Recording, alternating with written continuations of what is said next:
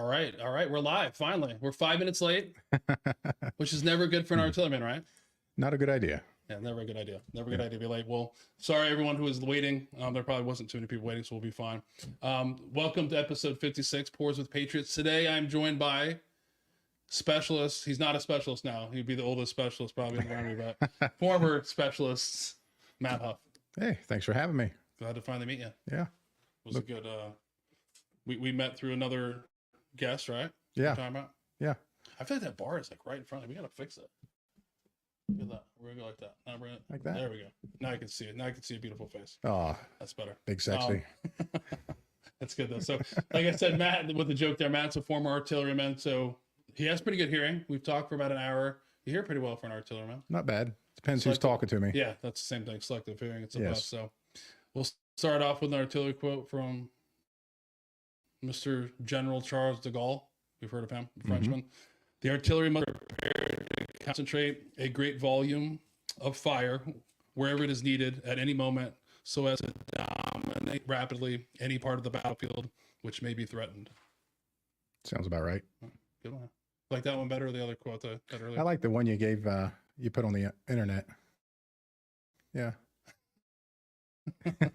It's much more brutal. Yes, it was. So, but Matt's like everybody else. I can't not get a Ohio guy in here. They're all Ohio guys. But you grew up in Newark, which isn't too far from here. No, it's not. What, 40 minutes, 45? Yeah. And he had the most interesting bio. He said that he didn't do any sports or any activities. You just want to get out of high school. So what were you doing? So you were a straight A student then, or? Oh yeah, that was it. Yeah. No, I did the bare minimum. Yeah.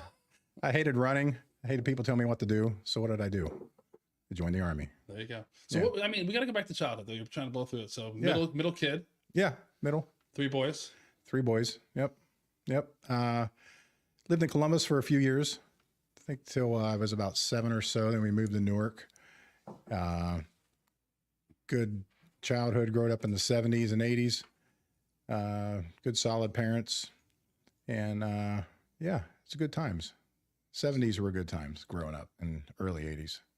Yeah. So my most challenging child is my middle child. Mm-hmm. Are you the challenging middle child or? Yeah, that would be confirmed by my mother not too long ago. Yeah. Not she's probably the most difficult. Yeah. Why were you difficult? I wouldn't say I was difficult until probably high school. 42? No, Yeah, 40, yeah, just 10 years ago. No, probably middle school, high school. Yeah, just rebelling. Yeah, had some issues needed to deal with. Apparently, finding that out now. But yeah, just high school. Didn't want to be there. Didn't fit in. Yeah, so skipped as much as I could. Yeah, I got out 6 months early from high school. Worked around. What was it? Big Bear grocery store back then. Now it's Giant Eagle. But yeah, that was. Yeah, she didn't really pinpoint anything, but I think I pretty well know. She doesn't have to tell you, but No, I'm well versed in what I've done. before you go to bed, you're like, yeah, I know. Yeah, confessions of a high schooler. Yeah. So no desire for sports or anything like that, or just we weren't good at it, or like I you were played rebelling, or like I played baseball, early, and I don't know, something like 5th or 6th grade. Just kind of didn't. I think that's when we moved to Newark. 4th. No, I was a lot younger than that. But once we moved, didn't really connect with a local league, and just never really pursued it. Yeah, no particular reason, but we had a bunch of kids in the neighborhood, so of course we had our own little sandlot games that we would play, wiffle ball, and so yeah, there were 3 or 4 other kids in the neighborhood, had our bike gangs. That's when Chips was big, so. damn, the bike gangs. Everyone was riding around on bikes. Oh yeah, riding around on bikes and acting like we were all that, and yeah, running into parked cars, and yeah. And those are days like I saw something on the internet where they were like the millennials had challenged like our generation, and this guy was like just went on about how don't wake these people up. They literally were like on their own. They had no parental supervision. They stayed out until like 9 o'clock at night and all that kind of. Yeah, I would jump on my bike, ride 4 or 5 miles to the bike trail, ride another 10 miles, 8 or 9, 10 miles to Granville, just randomly, just jumping on the bike and going. And Mom never knew where I was at. Yeah, I've always wondered about that because my dad's back there, a little bit. So it was like, did the parents not care about us? Because like, I mean, I tried to look back and do a lot of counseling where we can, but I was like, they literally let us do that. They just be like, leave. Yeah. Right. They had no way of getting hold of anybody. Right. In our generation. There was no way you were getting hold. Like, no, because nobody knew where the fuck you were. Number one. If I would have crashed off the side of the road into the creek, nobody would have known. No, he was here one day and he was gone. We've never seen him again. How long before you think they noticed you were gone? That's the thing. I just feel like there was did they not care? It was a bad parenting? I think it was. I don't think it was either. I just think the world was obviously different. But I think about bedtime, they would probably start questioning where I was at, and the fact that I wasn't there for dinner. So that may have been an issue. Yeah, help me with my cause about them being bad parents. Thanks, Matt. But yeah, it was a different time. But I think the other thing is like, but the one thing I always remember looking back at that growing up is like, you had to be home at like a certain time. It wasn't negotiable, right? Yeah, well, we didn't stray too far from home normally in the summer. I mean, we were playing ball and riding bikes, but yeah. Unless you were me, I used to pretend like my watch would break all the time, and that happens about like 5 or 6 times, and before you know it, you're in a lot of trouble. Like, how many times can I would literally get on there and like change the watch. I thought it was 9 o'clock, and it would only be, and you weren't coming home late. It wasn't like you were coming home at like, 10:15. It was like 9:08, because you knew you were gonna get, in trouble. But yeah, I had it more as that my dad was a bad parent, but thanks to you. Well, I can't speak for your father, but we'll talk afterwards now, or during, you'll figure it out. No, but it was a different time. So growing up, I mean, any of your brothers play sports, or were you like the outcast or the family, or no? We were all basically, about the same. My older brother's only 1.5 years or so older, so we were close, the same age. So we were pounding around. Once he got too big to, probably too cool, I guess, to hang out with me, then we kind of went our separate ways a little bit. But yeah, we're pretty tight now, though. How old's your youngest? He's 5 years younger than me. Okay. Yeah. Yep. So yeah, they're all good. Yeah. So you said you didn't play any sports, no activities. You were skipping school. What were you doing besides the bike gang? I mean, I feel like there's a lot you're leaving out here. Were you like hitting, listen to music? What was that? I joke about it. Just with my dad, I had lunch with him the other day, and something about the music I was listening to, and how now I can drive my car and turn the music up as loud as I want. Back then, though, it was just to piss him off when we were mad at each other. So crank up the Run DMC or the Aerosmith, and DMC was great. Yeah, they still are. Yeah, they are. Yeah. Yep. All right. So growing up, Newark, or in Columbus area. Yep. Any childhood heroes? Well, I loved baseball. Collected baseball cards. As a youngster, probably the Reds, because it was the mid-'70s. John Wayne movies. Oh. Yeah. And then as I got older, still baseball. Who's your favorite baseball player? Ricky Henderson. Ooh, I didn't see that coming from you. I mean, I thought you were going to go like Johnny Bench. Or... No. So I'm an A's fan. Okay. A 49ers fan. Apparently I've been for California, and a Celtics fan. Whoa, dude! This is a lot to unwind. It's a lot to process. It is. So how did you hang on to the A's? To the A's and the A's is easy because when I collected baseball cards, I was sitting at my mom's house, or my house too, I guess at the time. Unless there's not really. It's real their house. Their house. You just lived here. Wondering, So I'd sort the baseball cards out by teams. And for some reason, the A's had the biggest stack, so I thought, well, they got to be the best team. So, yeah, that's how that all started. And then Ricky Henderson came along in 80-ish, 81, and took off and went to real team, the Yankees, by the way. Yes. Yeah, they suck. Yeah. Go Sox. You're not a Red Sox fan, are you? Much more than a Yankees fan. Man, If I didn't known a lot of this before this whole conversation, we can be done now. Rose, you can hit him all you want now. I'll give you the rock. You can throw at him. No, but no, that was big back for us. Like the baseball cards. It's huge. It's big now though. Like, It's huge. Funny, yeah. While we're on the baseball cards, I would like to bring up an issue with some old friends. Okay.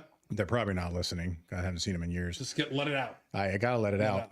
All of a sudden, we were trading cards, and later that day, all of my Johnny Bench cards were gone. Yeah. You know who you are. Yeah. You know who they Yeah. I Are know. we calling them out? Just do it. What's going to The Kurtz brothers.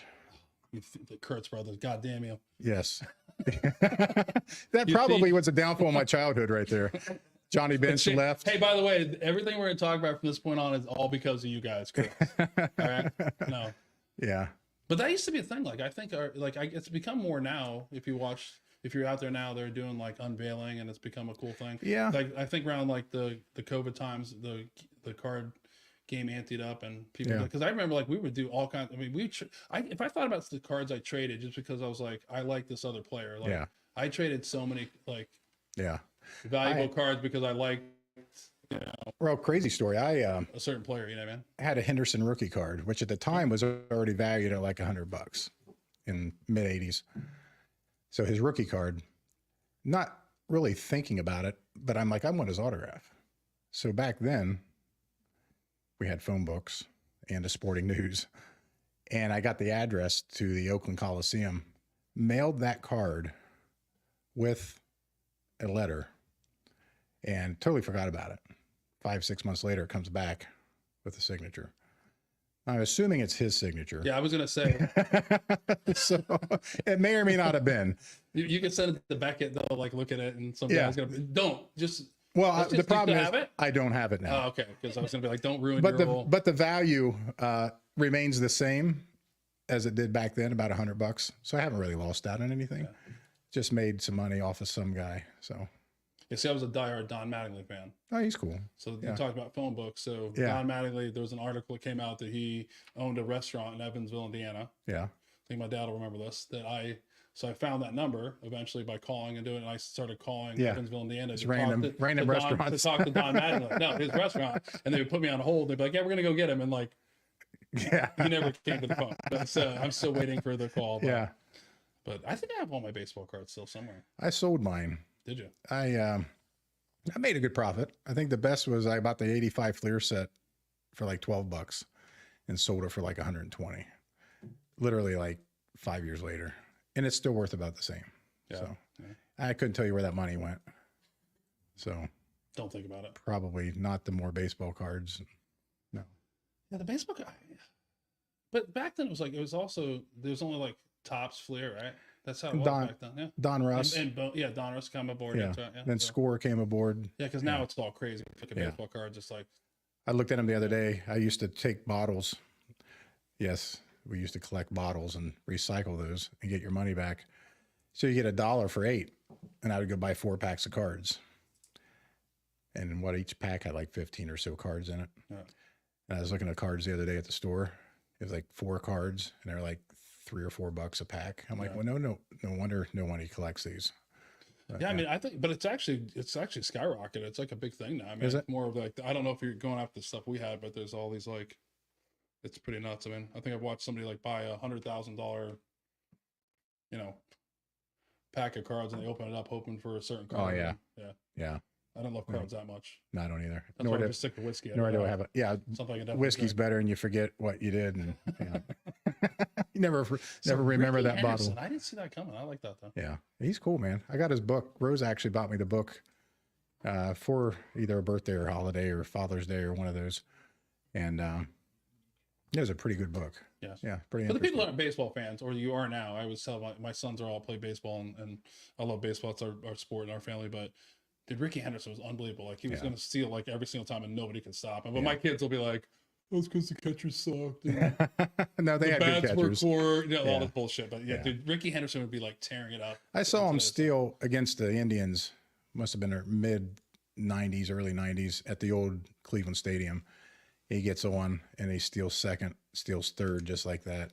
And then I remember he hit a foul ball, went right over our heads, and my dad. Literally could have reached up and caught it and just looked and watched it. And I'm like, why did you not even try that? He's like short-armed it. He's like, so. Yeah, but he was a great player. Great player. Yeah, he was. He's a Hall of Famer, right? Oh, yeah. Yeah. We really went in there, but yeah. Yep. We haven't talked about baseball cards since the start. No. New topic. I like it. Yeah, it's good. Lots of good stuff.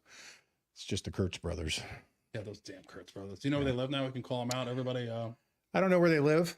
Because my wife has family that are the Kurtzes, actually, and they're not from Binghamton, New York, are they?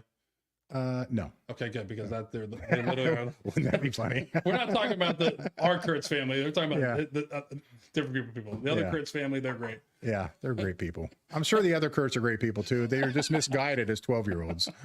So yeah, we won't throw them under the bus too bad. They still have it in their house right now. They probably do.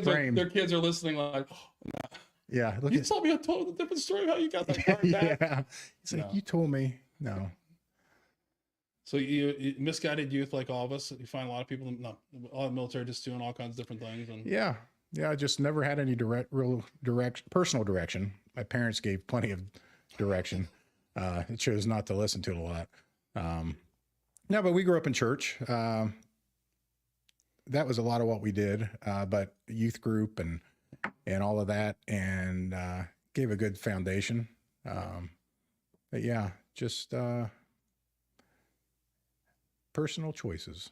Yeah, that's what a lot of it's about. Sometimes we make good ones, and sometimes we make. Yeah, I definitely took the not so good, difficult road. Yeah. Yes. Yeah. So you said earlier that you don't like anybody telling what to do, except Rose.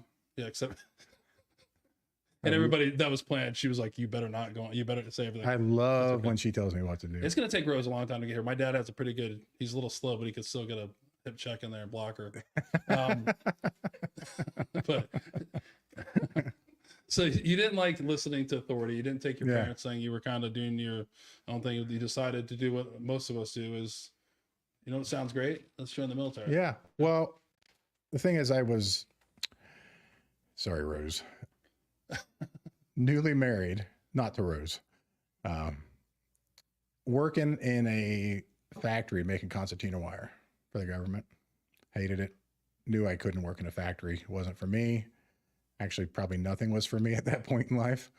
And so I quit as a newly married guy. So young though. 19. Like, okay. Yeah. So we young. talk about that. That's young, right? It's very young. Yeah. I don't recommend that.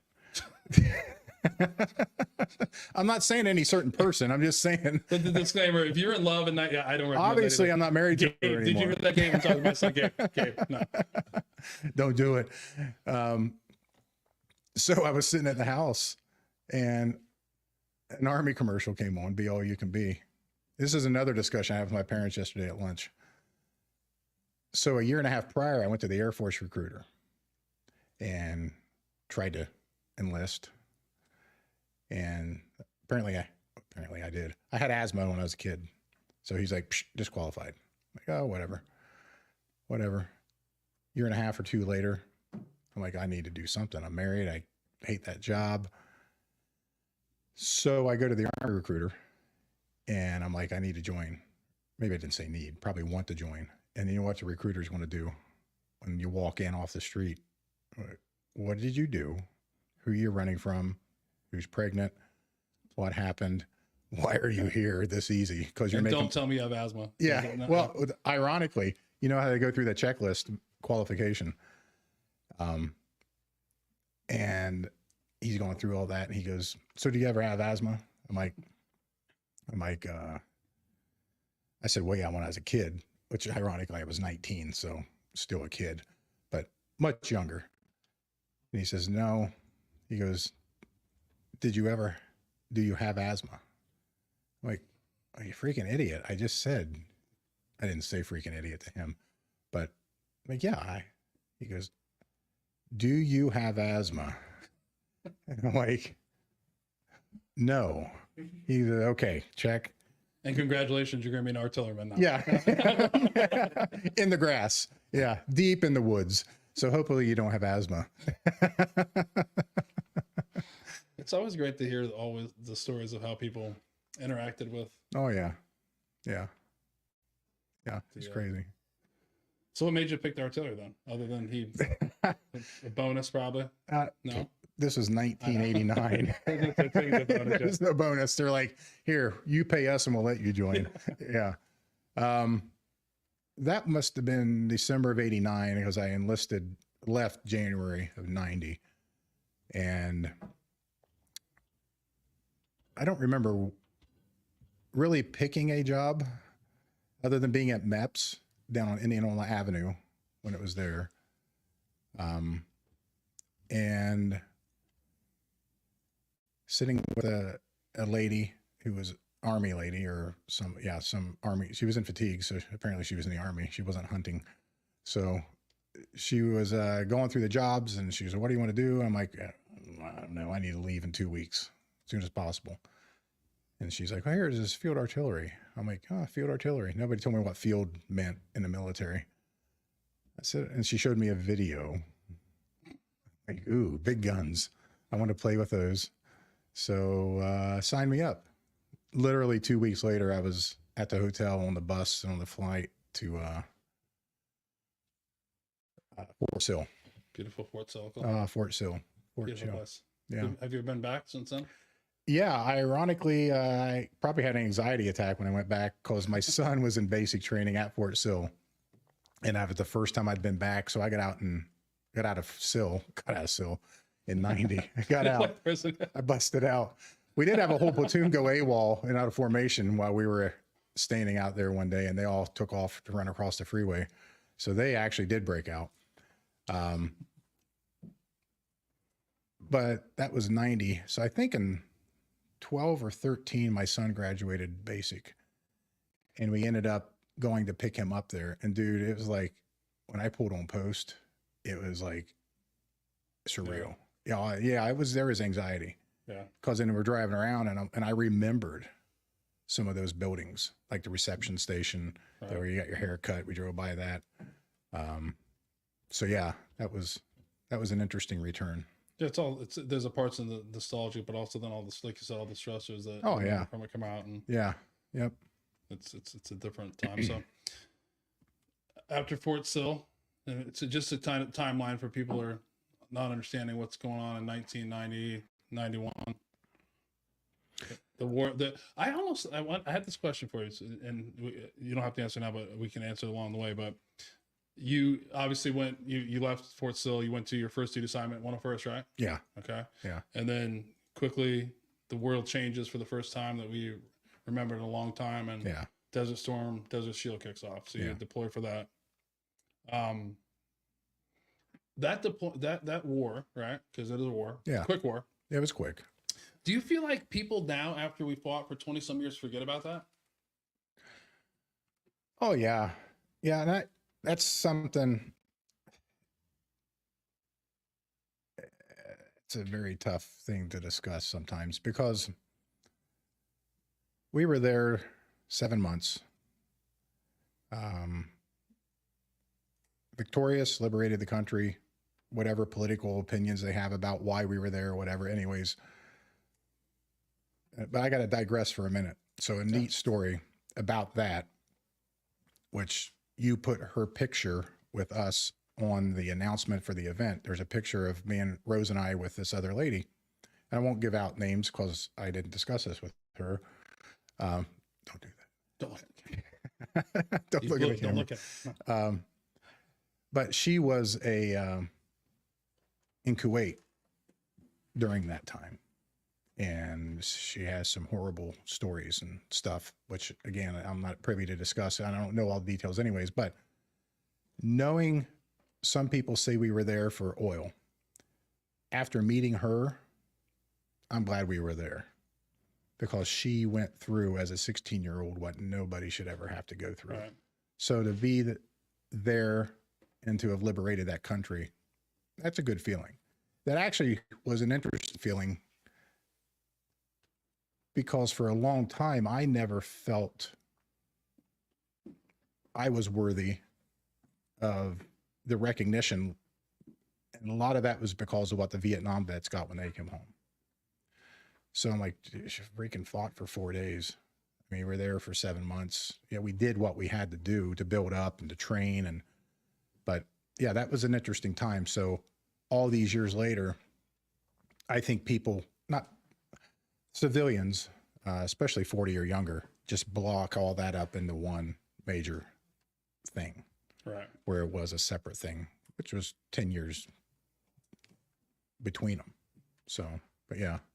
Yeah, because for me it was interesting because I was in ROTC at the time when it happened, and then my dad being a Vietnam veteran, so like I did see that for the first time. Like you saw it when you guys came back, it was like a big deal, right? Like if you look back, it was a lot of people feeling guilty about themselves, not receiving other people away. So I just remember it just being a huge thing. But there was a part of me having my dad that was a Vietnam veteran and kind of being like, on my way to being an officer, and then also like knowing history, you're like, oh man, like it literally was like a 4-day war. Like there wasn't a lot that happened. But it was literally a big deal. And not that it wasn't important, but I just felt like you said, when I went in at 90, went in 94, like all you guys were all, that had went, you guys were like our heroes because you'd been to war, you know what I mean? Whether it was 4 days or whatever, it was still something to look for. But then like you said, we, 9/11 kicks off, and I felt like sometimes when you talk about it, it is kind of clumped in together, or people just forget that Oh, they do. Happened. When you're war for 20 some years in two different places, people start to, your attention is where that's happening at, I guess. But I just thought that was, because at the time I thought that was going to be our generational war. Yeah. It felt like I missed out on it because I was in college. I had a roommate in the barracks after I came back, or after we came home, and I think he said he left pre-med to join the Army and be a medic before he graduated. The war was over. So here he is. He's still got his 4-year enlistment to finish, and I'm sure he went back to school. But I have a guy that went to OPC with, and it's you're gonna think it's a movie, but it's not, because they didn't make a movie. Pauly Shore made a movie about it. But him and a friend joined. They wanted. They were like, they're kicking off. So they wanted to join the reserves. So they were like, oh shit, what's the one? This is before Desert Shield. I'm like, what's one MOS that like we'll never deploy? He joined a water purification unit. Him and his buddy, and they were one of the first units to deploy to Desert Storm. That's funny. Because it was hysterical to hear, because like here's a guy who's a second lieutenant, and he would just laugh. He was like, if we would have joined the infantry unit never went. But the water, I think it may have been Pennsylvania or something like that, but like wherever it was. But he was like, and he said his one buddy was like, dude, you told me to join this because we never go anywhere. And he's like, I can make you a really good, clean cup of water if you need it. But there's so many things that I thought that was interesting, because I think we had a couple Desert Storm, Desert Shield vets, but that was like right before I started. I was telling your dad before we got talking, we had a couple Vietnam vets that were still in. And it's funny because I consider them old guys then, but they're younger than I am now. Back then. So yeah, we had a few Vietnam vets in our unit. Yeah, you didn't want to talk to them a lot. They were a little not kidding. I think everyone did when you went in. When I was in 94, we had a couple Vietnam vets, so you're kind of like, oh man. Yeah, that guy, he is crusty. Number one, why is he still in? We had a guy who's he looks like he's 75. We had a guy that had an event, and he had dress whites. I don't think in the Army, I've never seen this. Wow. He was wearing, and he was an E5, and he was like probably our age. Yeah, exactly. Yeah, he was old as shit, and he's 50. But like he had like, and you see, he dress whites was at the event, and like nobody had those, and it was just like stacked. And he was actually like, if you went and talked to him, at the time he was a infantryman, and then got out, and then went in the National Guard for like 72 years, and decided to go out. I mean, he was old. He was like, I mean, it was like, but he only had to do 2 push-ups for the PT test. I don't know, but it was just like, I mean, when you see 100-yard dash. Yeah. When it was the time, I mean, that was all that left, like a handful of Vietnam vets, and then and then you guys came along, and then the whole world changed years later. But so what was the hardest part about that deployment, Desert Storm, Desert Shield? I'm gonna lump them together. Yeah, that's if you want to break them apart, no, it's fine. It's fine. It was all one time. Yeah.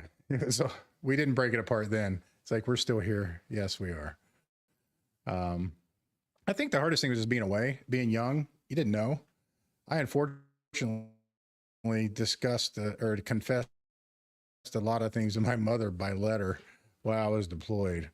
Like, dang it, they survived. Now she knows all that. So you never know. So why did you feel compelled to do that, though? I think just because the uncertainty. Yeah. We, at that time, well, not at that time, but we moved back and forth from mid or southern Saudi Arabia, the Iran, which is a port city, I think. I could be wrong. King Fahd International Airport was being built then.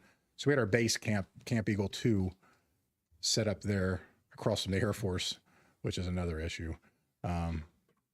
Air-conditioned tents, not air-conditioned tents. Good chow. You had a chance to say you didn't have Pea rats. Yeah, they didn't take me. I could have said I didn't have asthma. Yeah.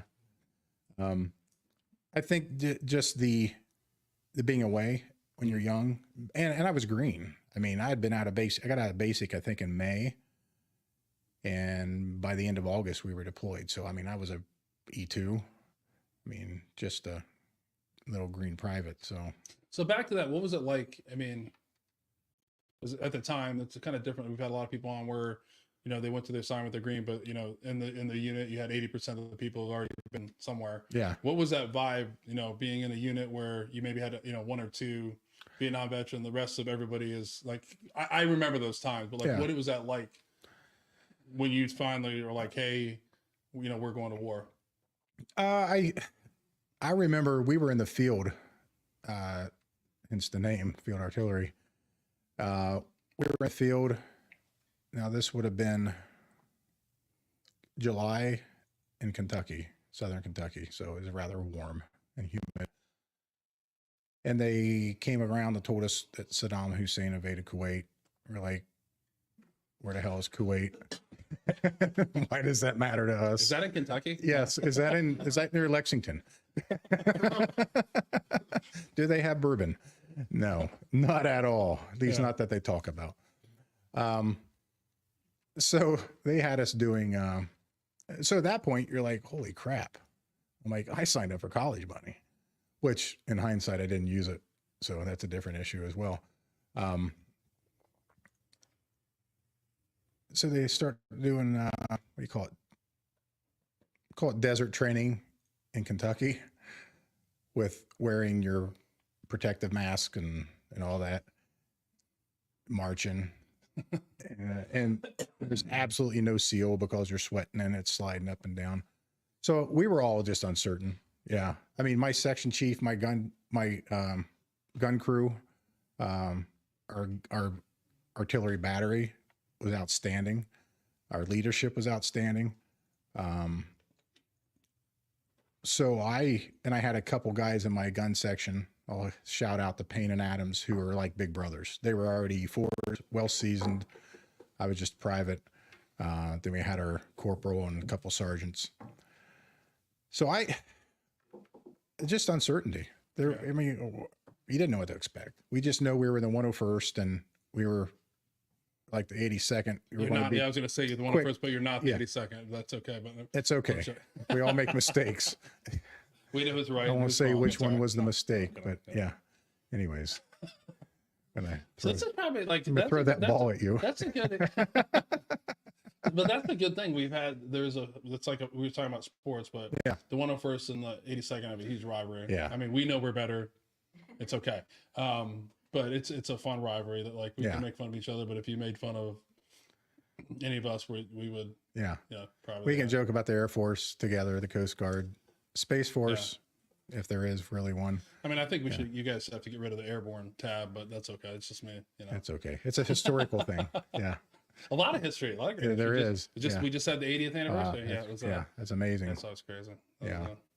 So what's going on this month? D-Day, 80th. Oh yeah, I did, and I just posted something about that because we celebrated, and it's obviously one of the. I think it should be a national holiday myself. I don't know. I'm mixed because of the significance of it in the world events, but about our country. But then D-Day was one day. Yeah.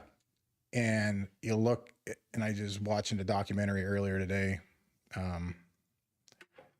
Took us 11 more weeks to liberate Paris. And then May of 45, I think, to Victory in Europe Day.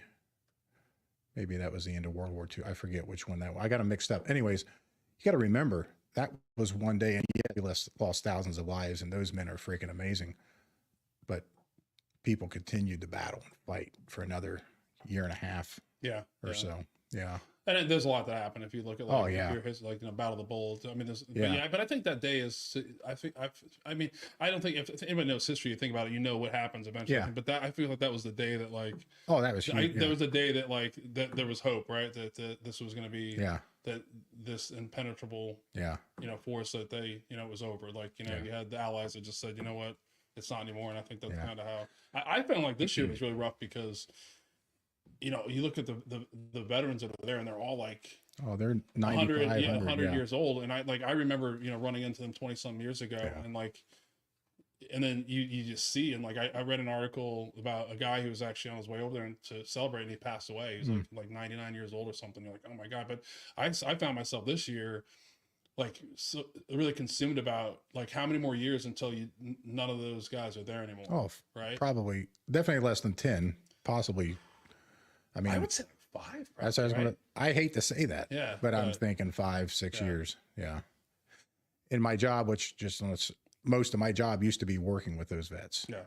And now I don't see it at all. So that's and they're great. I mean, those are some of the I just sit people and talk to them. Yeah. But yeah, when we deployed, we had a great unit, great leadership. First sergeant, freaking awesome. He took care of us when we got there. We literally didn't have any tents. The division went out and bought tents locally. I mean, that's how quick we left. Obviously ill prepared. But yeah, just that uncertainty of not knowing, are we coming home? What's going to transpire? Yeah.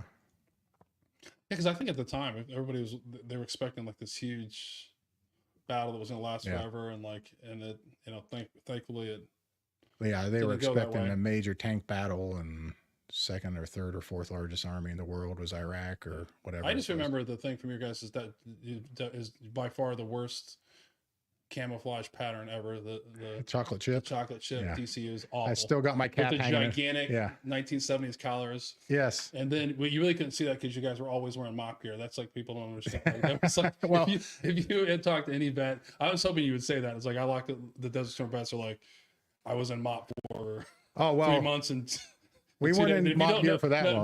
But if you've never seen anybody that known the invasion was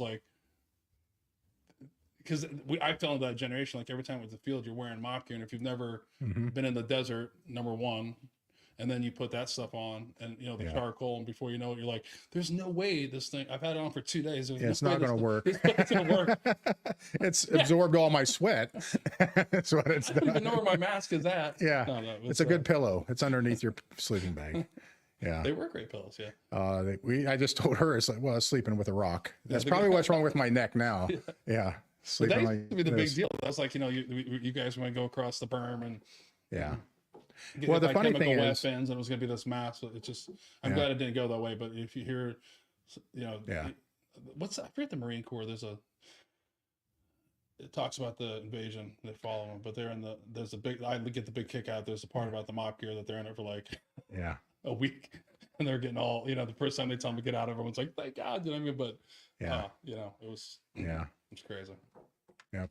So let's do a whiskey break, and we'll talk about coming home. That'll work. All right. So you brought a local. We're going local. We're going local today. All local. All local. So you started it off. It's hard to pick. Yeah. What made you go local though? What made you go? Well, High Bank. The restaurant was right down the street. No, actually. No, we do like going there. High Banks and Gahanna. Yeah. We do like to go there, and I like their whiskey. I've had it before, and this was a batch that they actually released tomorrow. So they were nice enough to hook us up. Yeah, it's the Whiskey War cask strength, right? So about High Banks, they're located here in Columbus. It was founded by the co-founder, who's also the master distiller, Adam Hines, in 2018, and it gets its name from a historical flood that happened here in Columbus years ago. And I don't know enough about it, but basically the flood decided what was the capital. I think now it's Columbus, or it would have been the other city or whatever it was. But there's a huge flood at the fork of the Scioto and Olentangy rivers. The Whiskey War lineup is probably their most well-known line. but and this is a cool story. I didn't know the whole story about it, but it's based on a tale of Henry Corbin, who took a risk of opening a saloon in 1875. At the time, the locals weren't really happy about having a bar in his neighborhood, so they decided to blow it up, not once but actually twice. And in retaliation of that, there's the rumor is it started a whiskey war, and it's been known that Corbin came out with 2 pistols drawn. So if you see the logo they have with the 2 pistols, that's to signify the whiskey war that happened. So I'd be pretty ticked off if he blew up my bar twice too. Oh, so, yeah. The whiskey war cigar cast, like Matt said, it's releasing tomorrow, so I think you can go get it at the distillery if I remember. Yeah, I think tomorrow morning. We're gonna have some limited releases there. It's actually made with their signature barrel proof, and then given a second maturation into the Brazilian Amburano barrels.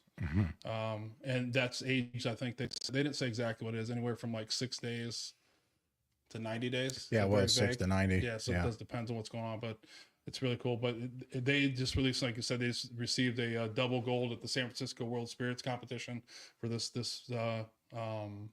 brand, but this one's 116.5 proof. It's not age stated, but it's at least 5 years old, because we talked about the whiskey war barrel proof line, and it's finished in those Brazilian barrels for 6 to 90 days.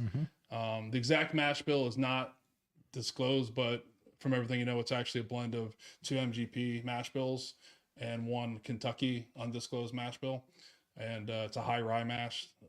So they say it's up to, depending on what you look at it, like 80% rye. So interesting. I don't know what those are. You never know sometimes. You never know what to believe on the internet. It's above my pay grade. Yeah. Have you ever had these Brazilian barrels before? Have you had this yet? I had a sip, maybe. Yeah. So I'm not a huge Finnish guy, but there's another distillery that has a product that's very similar to this. Perfect. It's super sweet. Theirs is, at least, so I'm excited to see the difference. I have this. Yeah. All right. I'll charge you $1.25 after, but it's all right. All right. Rose will pay. We take Square, Venmo. It's all right. And you gotta hand it to these guys. They're gonna want to take a sip. You have the job. I have to hand it to him? Yeah, they're gonna want it. If not, they won't leave. He won't leave if you don't give it to him. But yeah, I'm not a Finnish guy. And the other one is Penelope that's doing it. So it's like, I find sometimes the sweet stuff is, the Finnish stuff is, because sometimes it's a little too sweet, or it just doesn't. I just like straight whiskey or bourbon. Yeah. So cheers. Cheers. Oh. Wow, different. Definitely not as sweet as the. Wow, it kind of like reminds me of Fireball. Wow, I can't wait these guys. I don't think they appreciate that. They were going for a different taste, maybe.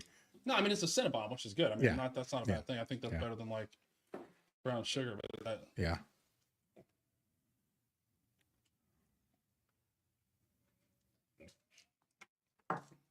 Am I wrong about the Cinnabon?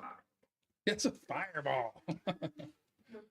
I'm talking about the fireballs, not fireball. Not the fireball. Yeah, I'm talking about fireballs, not. Yeah, that's a whole different palette. Yeah. Dad, I think you'll like this. My dad went through like an 8-year stage that all he did was fireballs. Yeah. The fireball. Remember when you would smoke cigars, and it's kind of weird when I think about it. A lot of balls in your mouth, Dad. Oh my Lord. Do you not get fireball from it? Do you not get a Cinnabon from it though? You don't get a lot of cinnamon?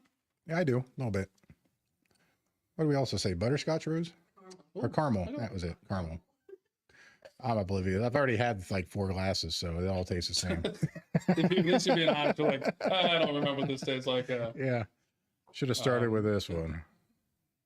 No, it's really good though, because I was worried, like, just when I said from the Penelope Rio, it's called, but it's super sweet. It's the same barrels. Yeah. I don't know the proofs on that one. I can't remember off the top of my head, but cool. All right, so first break is done. Very good. Thank you. Yeah. Cheers. So let's talk about the next stage of coming back, right? So you did come back at time, like your veterans group got a huge welcome. Oh yeah. So what was that like? Like what was, because well, I watched it and I was like, I was the same way. We're out there, like people had, if you don't remember, people were tying like yellow ribbons on their trees. Like everybody was going there. Like if you had a person that from your town, I mean, there was like hundreds of people that were coming there. And I always felt a little bit of, I never said it a lot, but I really felt like it was like, holy shit, like this is a lot of people compensating for like, Yeah. Yeah. I got like 3 stories for that. Yeah. 3 very distinct stories. So when we flew in on a Pan Am flight, we landed in New York and we deboarded. I don't even know why, because we got back on the same plane. Maybe it's because they knew we needed a break, but we also smelled really bad. So I'm sure the stewardess needed a break because we didn't have a real shower for 7 months. I mean, you have cold showers and we just call them bucket showers. Yeah. So we landed and ended up in, I think LaGuardia, one of the airports in New York, and people swarmed us, taking our pictures and wanting to take our pictures. And I just thought that was odd. Could have been myself because I was still only 20 years old and it was just odd. But it's also a worthiness because, again, what I knew as a young man of Vietnam, which I knew enough to realize that was a crap load of crap that they got when they got home. So there was that was just odd. I didn't feel worthy of that, or that it was necessary. So I think the compensating was huge. Yeah. And then when we got back to Campbell, I recall, excuse me, when we finally got back to the apartment, my wife had secured an apartment. It was a first floor apartment. And I remember walking in. I'm like, I don't care what else we have. Where's the bathroom? Because I didn't say I'm going to the bathroom, but I haven't seen a bathroom or a shower in 7 months. So I think jump in the shower right away. But that night, I remember laying in bed or going to bed, and a car pulled up out front. Headlights hit the window, and I immediately threw her off the bed, and I hit the floor. And I'm looking out the blind. And I'm like, something's not right with this reaction. That's the first time I had experienced anything like that. And so then, whatever it was, a week or so later, we ended up getting to go home. So I come back home to Newark, where I grew up. My parents still live there. And the greeting was funny, because my dad probably remembers this. I go down Main Street, turn right on my parents' street, Fulton Avenue, go down, park in front, because they live up on a hill, and I wanted to surprise them. Nobody ever used the front door. So I go to the front door and I knock. And my wife was behind me, and my dad opens the door and he's like, "What are you doing here?" And he was kind of mad, but not really mad. And of course, my mom was happy and gave me a hug. He goes, "You need to leave and come back in like 15, 20 minutes. I'm like, what in the world's going on?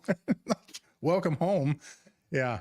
So what he wanted to do, which I didn't let him know I was coming home, he wanted to set up at the end of the road, there was a fence and a big sign, "Welcome home," which is cool.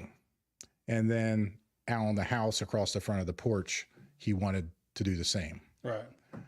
So he was upset because he had made these big, gigantic 30-foot signs and it didn't get to hang them up. So I left, and 30 so minutes later, I don't know where I went, probably just drove around town looking like whatever, and went up and knocked on the door again. And by that time, they already had a house full of people. So as that was like, well, obviously it would have been the first time, but you realize people did know you were gone. Because when you're gone, you're doing your thing and everybody else's life is continuing. So yeah, that was kind of funny, but it was also good. But I didn't realize it at the time how valuable that was with those people that just, I mean, you called them. You couldn't text them. Right. So mom was in the back, or maybe calling each of them on the dial phone. Send up the Vikings. Yeah. Call the prayer chain. All the kids are, "Get the paper boy, he knows everybody." No. Yeah, exactly. Yeah. Send out the birds. Yeah, but I said, I don't want to, like, people that are listening, I don't want to say like the compensation, but I think it was. I'm glad to hear that. I'm glad it was a reception that you got and deserved, because everybody did. Like if you go back to like my dad and the Korean War guys, they didn't get that, right. So I feel like it was. I guess I don't know much about that, but like I know the Vietnam from the stories and like history is like it just didn't happen. So yes, maybe people were like feeling a little bit guilty, but what I think it's done is it like supercharged to where it should be. Like like I feel like you still when I remember coming back, you still see it when both the wars were going on. If they knew people were coming, that they were people were there, and then like you see now like the honor flights that are going on, there's people that still show up at major airports to see people off and see them coming back, and I think that's a huge thing. So if there's one thing that happened from that, if people, I say compensating, but I think what it did is like maybe put everybody's reorient the other one, and now they're like, okay, this is a big deal, right? And if you're being honest though, and we like to be honest on here, there's a lot of people that we're definitely feel guilty because they should have done it years ago. It just didn't wasn't the thing to do, or they just had a different perception at the time. So it's definitely changed. I think that's one of the it's those days when you come home, it is a weird it is weird. It is weird. And I'm sorry, I'm like cracking a smile because Brumball on the chat, he's one of my buddies I served with. Okay. And he's calling you a lightweight, a lot of other yeah, he is. He was a guy. He's not small, Glenn, so I hope you're like a big dude. He knows I'll take him. Yeah. If he's live, he's on there. At least not drinking, though. He can't. Yeah, he's broken, so I'll take him out. Now he was the best man in our wedding 30 years after I served, so he's a cool guy. He was in our fire direction center. Okay. So he actually knows how to do a little bit of math. How many years did he serve? Did he get out like you quick, or? Nah, I think maybe, I don't know if he was in 4 years. He said best man extraordinary. Yeah, well, it's only because there was no one else available. No, but desperate times, man. Desperate times. Yeah. Legally, you have to have a best man. Do you have to one? I don't know. He was in 5 years. Yeah. Yeah, that's funny. And Glenn, I was going to say something. I lost it. But yeah. So yeah, my brother is also commenting. He said something about jealous. I'm not sure what he's referring to. Jealous of him? Probably not. A little punk. They get brought. Yeah, Shay charges for everything. So that's John. He's pocket ball. That's what I was doing. No, that wasn't it. Yeah. Street lamps and stay on the day. But oh my. So you come back. You you notice. Just to push the buttons. You said you sent letters home to your mom. Yeah. Did you send some letters to your wife or ex-wife now? I sent her a bunch. Okay. Yeah. Do I get the glare? No. Okay, good. Yeah, she only moved one seat closer. Don't worry about it. Okay. We still got her though. She's small but mighty. Yeah. Scary at times. No, I'm sorry. Air conditioned tents. Yes, I was jealous of the air conditioned tents. Yes. So, what were we talking about? I'm sorry. So you come back, you head off to work, come back, it's what, 1991? Yeah, 92? March 31st, 91. So what made you decide to get out? What was going on coming back? I actually hurt my back, so I got out a little bit early because of that. But I was thinking about that the other day about coming on here. There's things I wish I would have done differently, like maybe have tried to push through that issue and stayed in now with hindsight. But really at that time, and it's like when you're gone, you miss it. But when you're in, you're like, this really sucks. So that's kind of everybody that was in the military, I think. Or at least the Army, at least the Army and Marines. No, I think it's the truth. I think a lot of it. But think about all the things that. I think that's one of the things we all have in common is when you're in the military, there's a lot of highs and lows, and the lows can be very significant, and you can't wait to get out, and then all of a sudden you're like, what I wouldn't give to go sit. And take a shit in a porta john at 115 degrees in Saudi Arabia. Says no one. No, in mop gear. Yeah. With one flex paper. That's what I'm talking about now. You get 3 sheets in your MRE, and that's all you get. I don't remember. I think it was just the back issue, and I don't think I pursued it. I was young. It just didn't really no. But I look at things now, and this is not just because Rose is sitting behind me. Yes, it is, but now Kind of maybe. I look at all the decisions and choices I've made over life, even the stupid ones, a lot more than the good ones. And every one of those has made me who I am. Regardless if they were the right decision or not, they've made me who I am. So getting out of the military in 93 and then struggling with a young family for 12 years. And I'm ashamed to say this, but I'm not ashamed to say it because it's about a part of the mental health side of things. 24 jobs in 12 years. Something's not right there. I mean, there's something that needs some help. And then I got in with, actually got in with the federal government, and at this around the same time, I reconnected with 3 of the guys from my gun section. That was in 2005. And then 3 years later, hooked up with the VA, which is like answer to prayer, but it was just like putting me in a position to serve those same people that are dealing with some of the same stuff I dealt with. So to pinpoint something, I don't think I can, but to say that every decision I made, every choice had an impact, and literally I can make a list of from every decision for probably 20 years that's led me to here, which has led me to her, which has led me to a life that I'm just amazed. So, is she crying yet? Yeah, it's not really. She's drinking water now. Okay. I think she went upstairs. She left. No, I'm kidding. No, but I think you said that something is key. Like we talk about one of the things with, we talk about mental health here, and one of the issues that, like, the past is the past, right? It's your rearview mirror. Like, we could talk about changing everything. People always say that. Like, I've been guilty of it for many years, worried about if I would have done this differently, I'd done that. Yeah. It'd be different. But the fact of the matter is, like you said, right?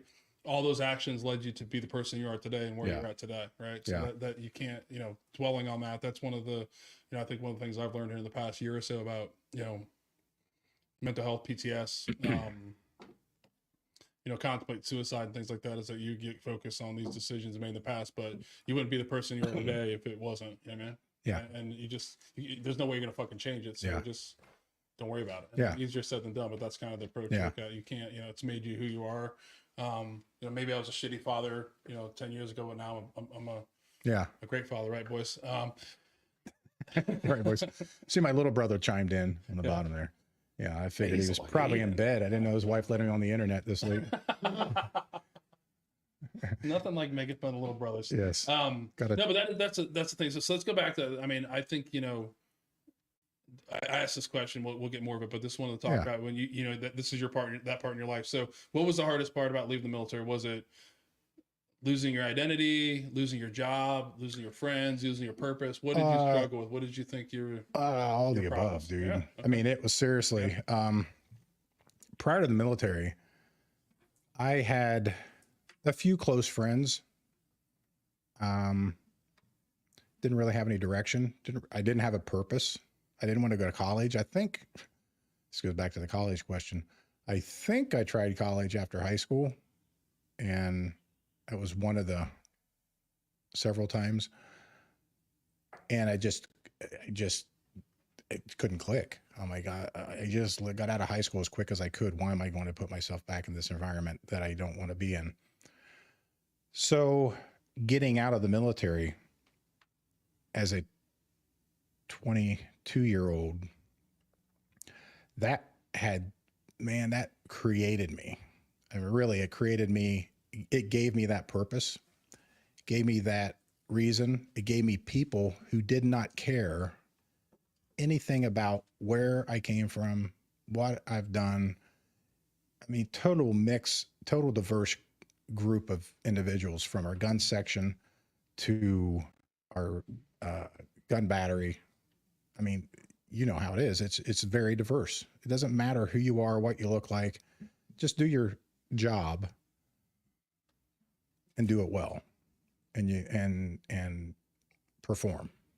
That's what it's based on. So when I got out, married, young, one kid, I know I immediately missed those guys. I remember getting out, signing off post, and thinking, oh, I'll hang around here for a week or so.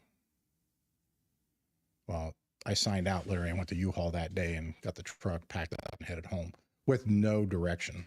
I didn't know what I was going to do. So that purpose was huge. That'd probably be the biggest thing. Feeling I had something to give, something of worth. Yeah. Yep.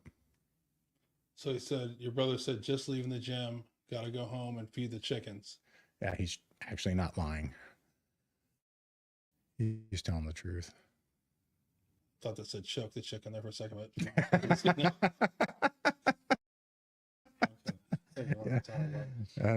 my brother, you gotta give him a hard time. But are they on the farm? He lives in Georgia. Okay. He moved to Georgia, and they don't let him out of Georgia apparently. So we won't go there. You just got to poke him and prod. Yeah. So you mentioned here that you 12 years, 24 jobs. What was going on? What was the struggle?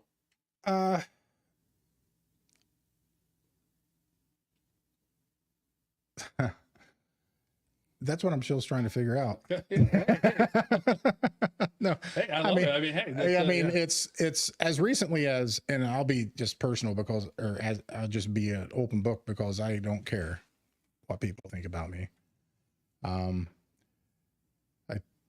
messaged one of my buddies at work today on Teams, and I'm like, I don't like to swear, but I think the F word is going to be my new word because I can't take these people anymore. Not the people I work for, the veterans. It's the government stuff, the bureaucracy. So, the struggle with the jobs, I didn't want to go to school. I didn't really have any job skills. Field artillery doesn't really translate well into civilian world. So I tried every type of job, every type of sales job.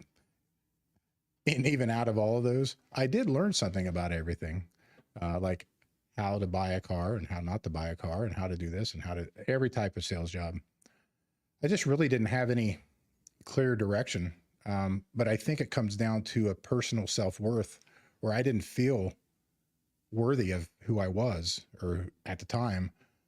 So I struggled with that. Put on a great facade, went to church, raised my kids.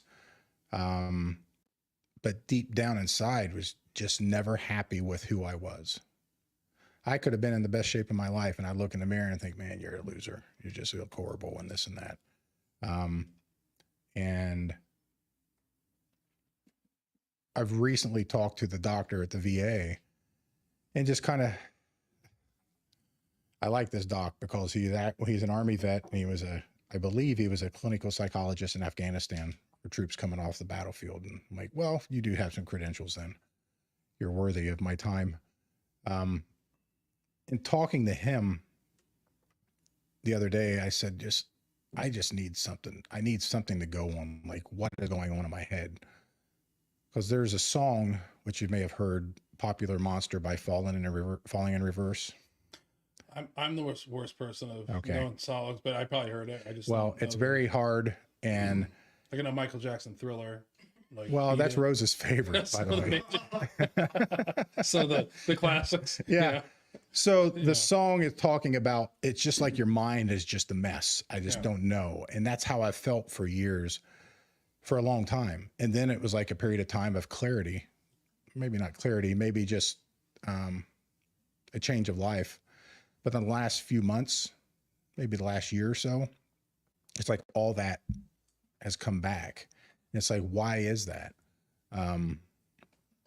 So as I'm talking to him, and I'm like, well, what the heck is it? I mean, he goes, well, if you need to be a label whore, I need to put the diagnosis in. So I'm going to put depression, like undiagnosed, like unspecified. Right. So there's really not a, I don't know the medical terms, not a rhyme or reason. It's just certain things and triggers. And so, and I'm not happy about that, but I'm happy about that because then it helps me understand, okay, so this is a normal response to the situation that I've dealt with for decades. Right. Yeah. So during that whole time of all those jobs, that's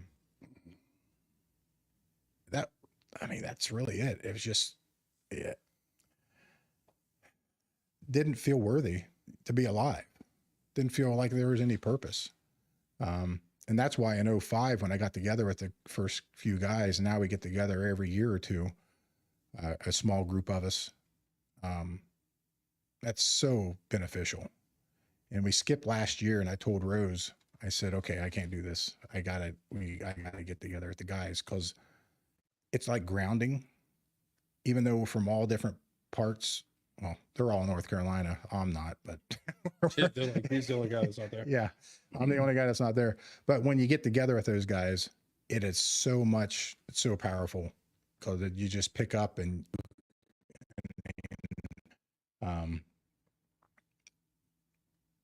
the banter just picks up like it did a year ago, 2 years ago, and self-deprecating. They just destroy each other, and it's like, it's okay, yeah, because I love you, man. Well, I just got to. It's funny. I mean, a couple things you said about, the diagnosis, right? So I think that's always important. It's always, I understand what you're saying about being like getting labeled, but having a label. So like a lot of times in your mind, you think there's something wrong with you, or Yeah. but to finally hear that, guess what? Depression can be, in most cases, can be fixed, right? Yeah. And I think knowing what the label is helps. I can see how that makes sense. And then, it makes you realize that, Yeah. you're not flawed, I guess is the way to put it. And then Yeah. I think that whole thing is with depression is, I think that, you wrote, we'll talk more about it, but I'll try to make you cry right now. No, It's okay. Give me more whiskey. no, I think you wrote, no, you wrote, was funny. We were talking about this. You said, I think if I'm right, I said, hey, I can't wait to, sit with you tonight. And you said, yeah, I've been working through some stuff, and I'm looking at this as a step out looking at this as a step out of the stuff. We don't always appear to be the people we look like, meaning we don't always have it together, life struggles and stuff. Mhm. So yeah, that's the whole thing, is like, I think, our the warrior class, nobody wants to really look at us, and it makes them uncomfortable to look at us and understand that we suffer the same way other people do. We suffered from depression. We don't have our shit together most of the time, Yeah. but we appear to be that. So I think that's, that's a, I commend you for, sharing that with us tonight, Yeah. and talking about it, because it's important. I think that's why we started the podcast a long time ago, to share it, because that's the reality, is like, most of us really aren't, we aren't holding together like everyone appears to be. I mean, you see it just too many times. I mean, I don't know how many times you've heard about, what kind of prompting this is like. All of a sudden everybody's like, holy shit, Shay Miller took his life tonight. Yeah. And everyone just is fucking surprised by Yeah. it.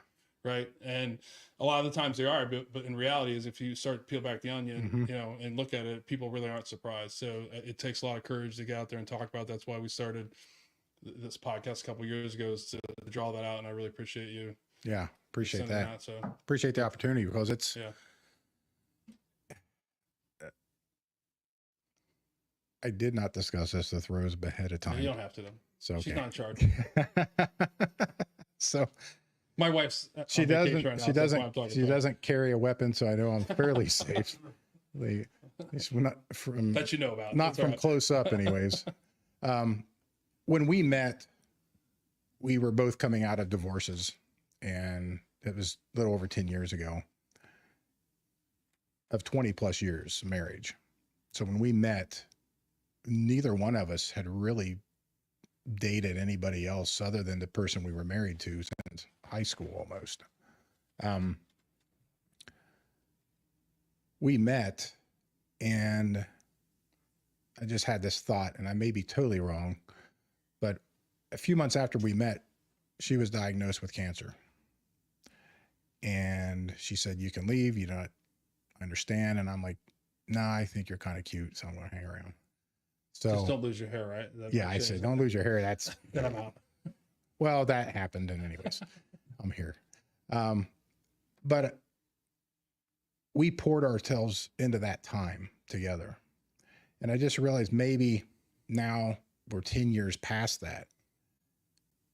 That stuff that I hadn't dealt with that I should have, maybe that's why this is happening. Not blaming Rose, obviously, Rose, I'm not blaming you. But I'm just saying things happen. And now at 53, almost 54, it's like, you know, I'm tired of playing this game. I'm tired of feeling this way. I mean, most of the time I'm great, but then there's times that I don't get into deep depressions like I can't operate, but you just get into this lackadaisical, like, I'm really not worth anything, but I'm still functioning, doing my job, going to the gym. But why do I feel this way about myself? When I look, I know I got stuff to give. I've created something. I own this. I should be proud of that. We have a great relationship. I mean, there's so much to live for. And I don't want to be one of those like, oh my goodness, I can't believe he did that. Where they killed himself. Like that doesn't, yeah, I don't want to be that guy. But I see very clearly over the years, things that have happened that have brought me to where I am now. And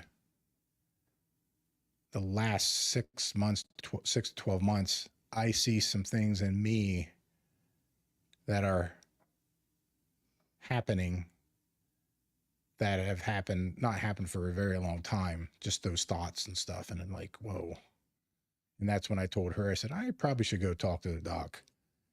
And she was very encouraging.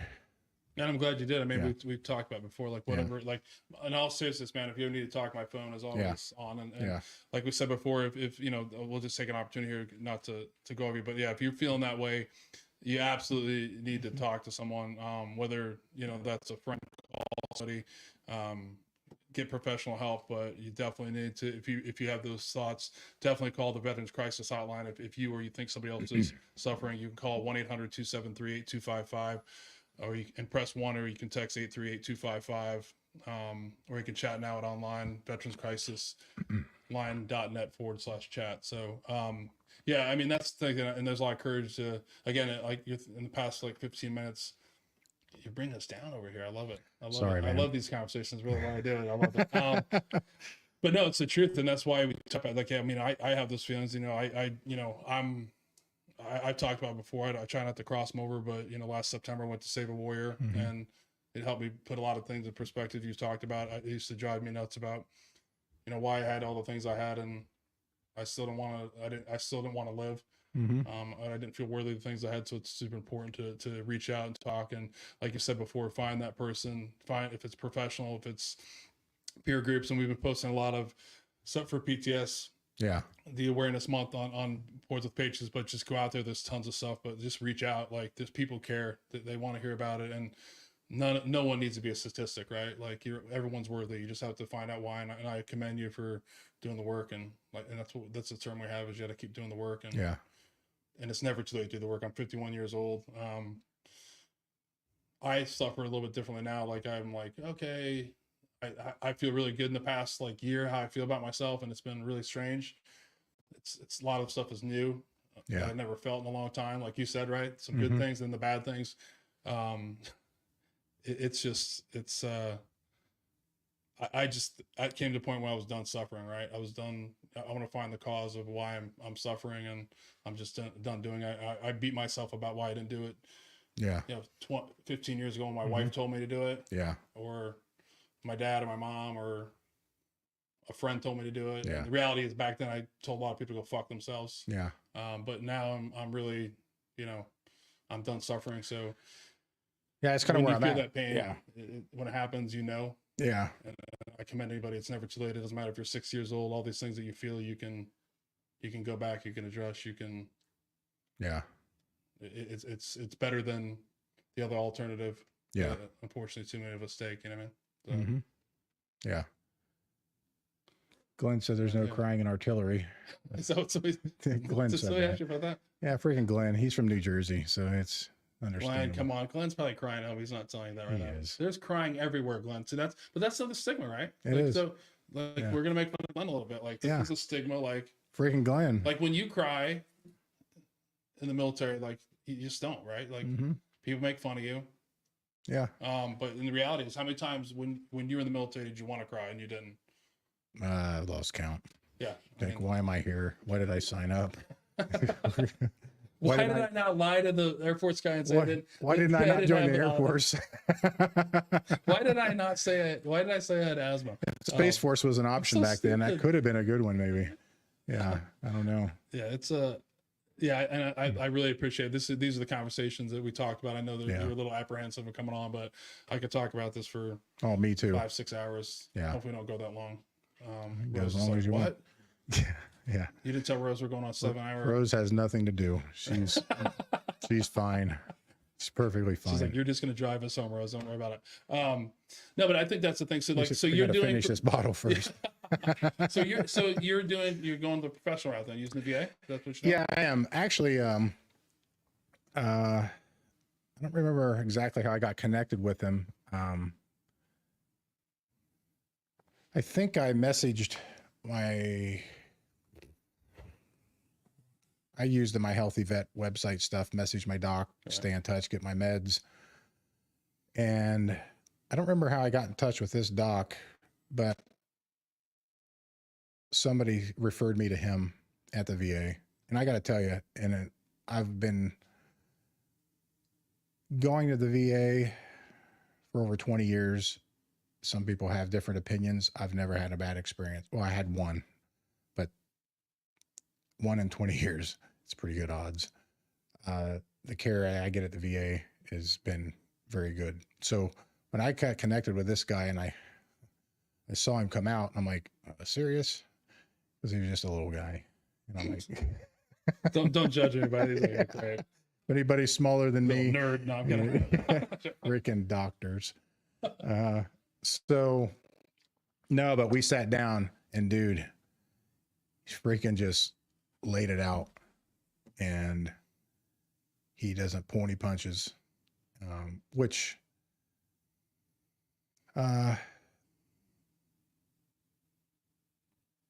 most of us don't want you to pull punches. Tell me I'm screwed up. Tell me what I did. How can I fix this to make me better? And so he was great. He's been great. But I encourage anybody, if you're struggling. After my divorce, I went to a counselor, a non-VA counselor, helped me tremendously to kind of get my head on straight. It's like, oh, I'm 40-some years old. I've never dated since high school. That's not scary. So, yeah, seek out treatment. Professional would be the number one option, but if there's no professional, seek out a friend or somebody to talk to that you trust. Now my mom's on there. Dang it. Oh, your mom. Put his mom up there. Ruth said, "You have made me cry many times, so you can cry whenever you want. Appreciate everything you do for veterans. Love you." Wow, your mom. Look at that. My dad never posted anything. I didn't know she could use the internet. Sorry, Mom. Tony told me to say. Your mom is like, bang. Tony told me to say that. and then John posted earlier, like a post that was really important about the topic we're talking about earlier. It just said, everybody has a purpose and everybody brings value in the world. Sometimes we need to take a step back and get a clearer view of where we can bring value to other people. And sometimes it might just be the small things that bring big values to others. Yeah. Man, John getting deep. Powerful words. I think John needs to get back to making tags right now. Posting on the internet. That's an inside joke. Yeah. I'm joking, John. Do what you want to do, John. John's gonna be like, screw no. No, I mean, yeah, that's a different thing. Like, I have a different approach, right? Like I've talked about before. My first experience with counseling wasn't great, and I probably need to. I found a different way though. I'm in a different route.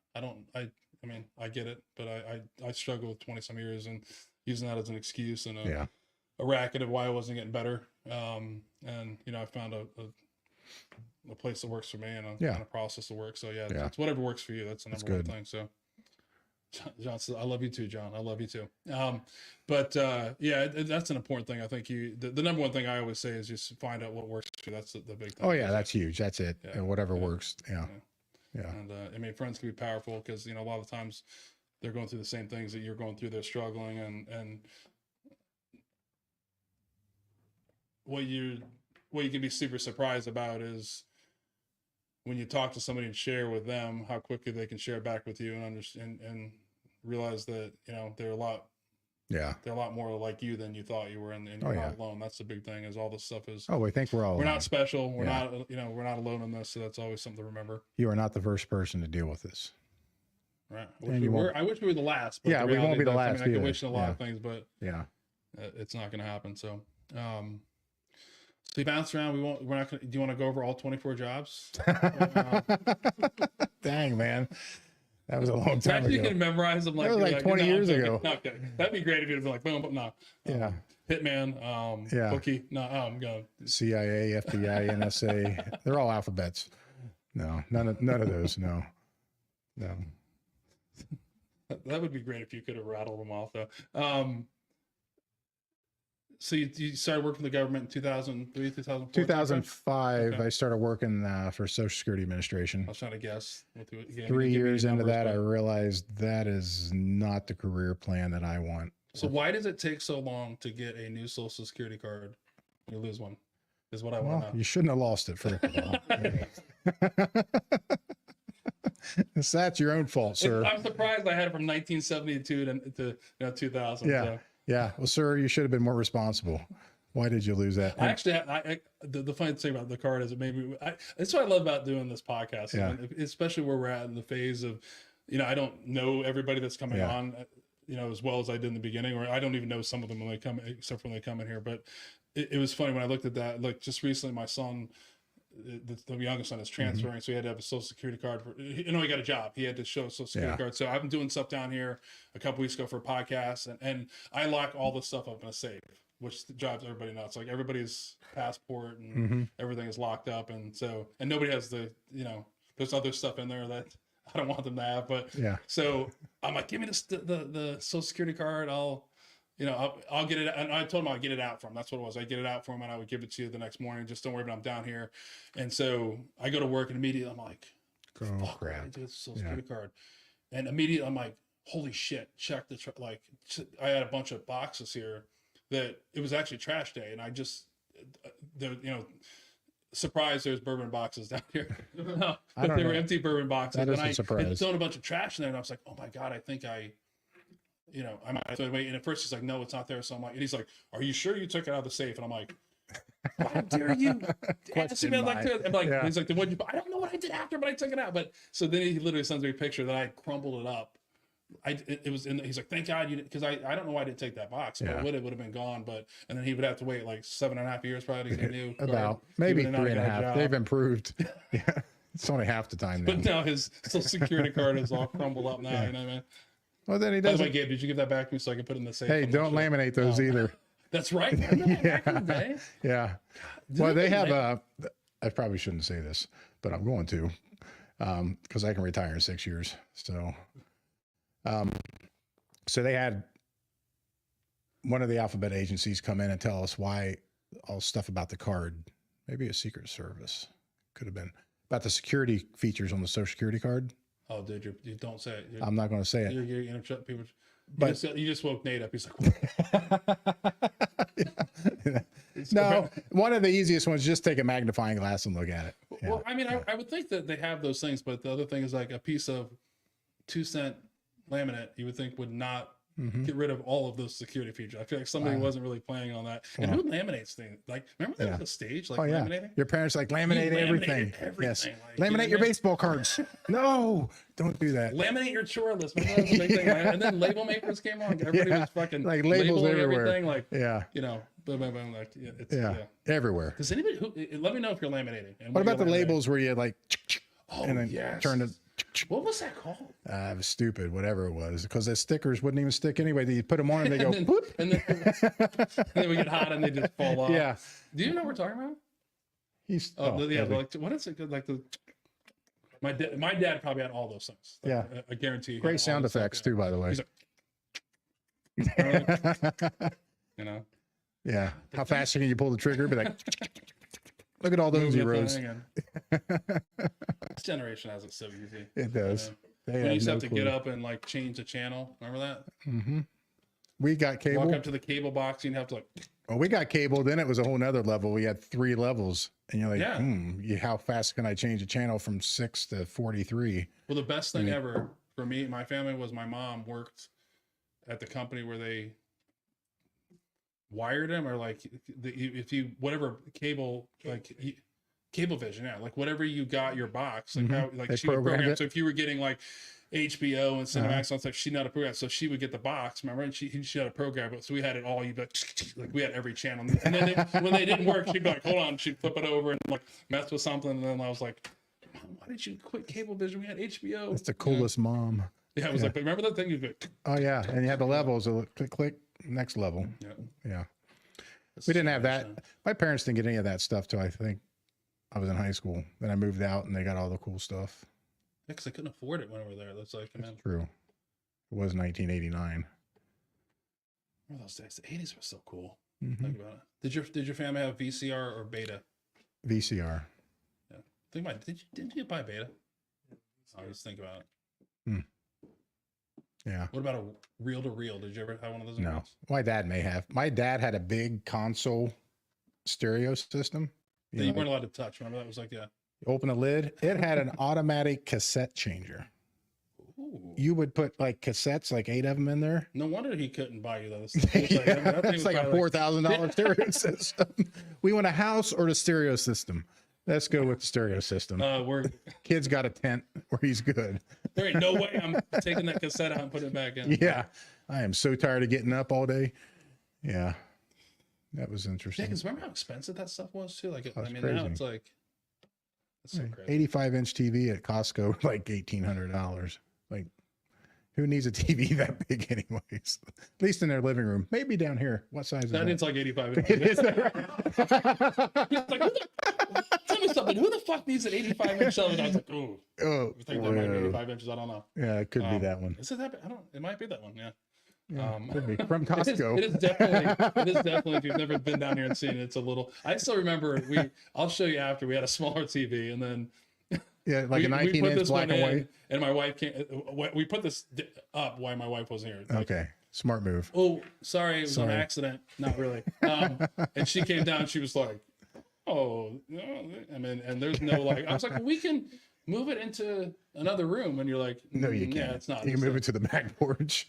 I mean, we've tried. We've got some pretty good games on it, right? Afterwards, it works for some good stuff. But thank you for the company and people that donated. They know who they were. Yeah. But, yeah. And then when we bring the other TV, we're like, put that TV back in the closet. That's like, so 1984. It's like, yeah. Yeah. So it's over there it is over there. You can see it over there. Yeah. Look at the difference over there. It's like, come on, size matters, everybody. Size matters. No,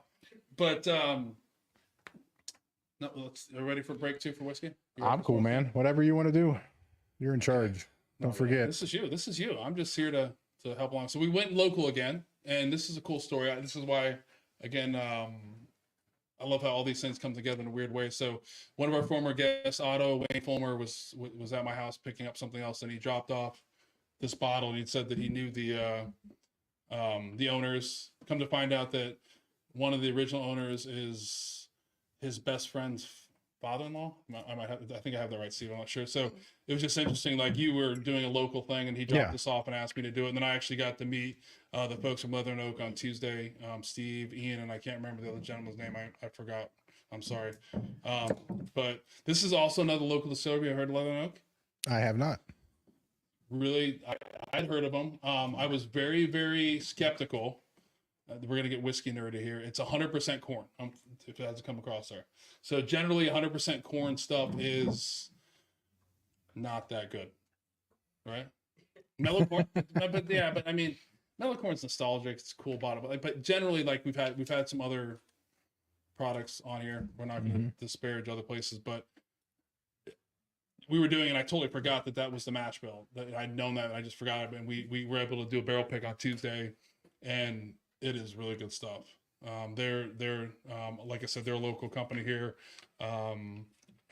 If you're both these High Bank or Leather Oak, you need to pick it up. But these guys are out of Hilliard, Ohio. It was founded in 2019 by a couple of friends, Steve and Dave. Steve and Dave were inspired by the character of Ohio's abundant agriculture and decided to handcraft some ultra premium spirits from grain to bottle. So all their grains that they have or use are from Ohio, which is kind of cool. Yeah. Right? So it's really close to do. We're going to talk about it, but they do a limoncello. If you're a limoncello fan, it is unbelievable. I wish I could have got a bottle of that. Steve didn't give me that. He's held out on me. I was hoping he was going to give me a bottle of that, but no. But if you're a limoncello fan, huge, really good. But this is off their website. You know, Leather and Oak Spirits is a manifestation of creativity, merging innovation with tradition. They celebrate the art of handcrafted quality spirits, painstakingly distilled in small batches. They use copper pot stills. Every stage of the process, from selecting locally sourced ingredients to the bottling and labeling, bears commitment to their craft. So the stuff is really cool. It's a local distillery, and it's always great to have actually good Ohio whiskey or bourbon, because some of it's not that great. But like I said, this is their flagship product, the whiskey, but their Anna's homemade limoncello liquor. Get it, you'll love it. And then just like the bottle you brought on from High Banks, they just received a gold medal award from the American Craft Spirits Association. So this is a small batch bourbon whiskey. It's 95 proof, so a little lower proof you have. This is a blend of 4 barrels. So it's a blend of 2 barrels that are 6 years and 7 months. And then the other 2 barrels are actually 7 years and 9 months. And the mash bill is 100% corn. Which I wish I had said that. I almost lied, because so these guys wouldn't know, because Josh was like, I'm not drinking that. It's 100% corn. But no, it's really cool. And what's great about their product and a lot of the craft distilleries, it's their own distillate. It's not somebody else's. They're not sourcing it. So it's really good. So yes, thank you.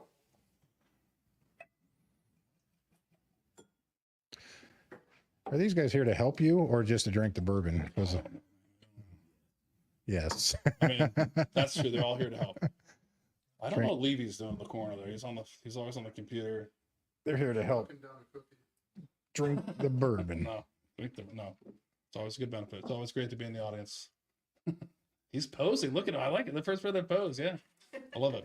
Don't look at the camera. You weren't supposed to pay attention to him. What camera? He's like, oh gosh, it's the camera.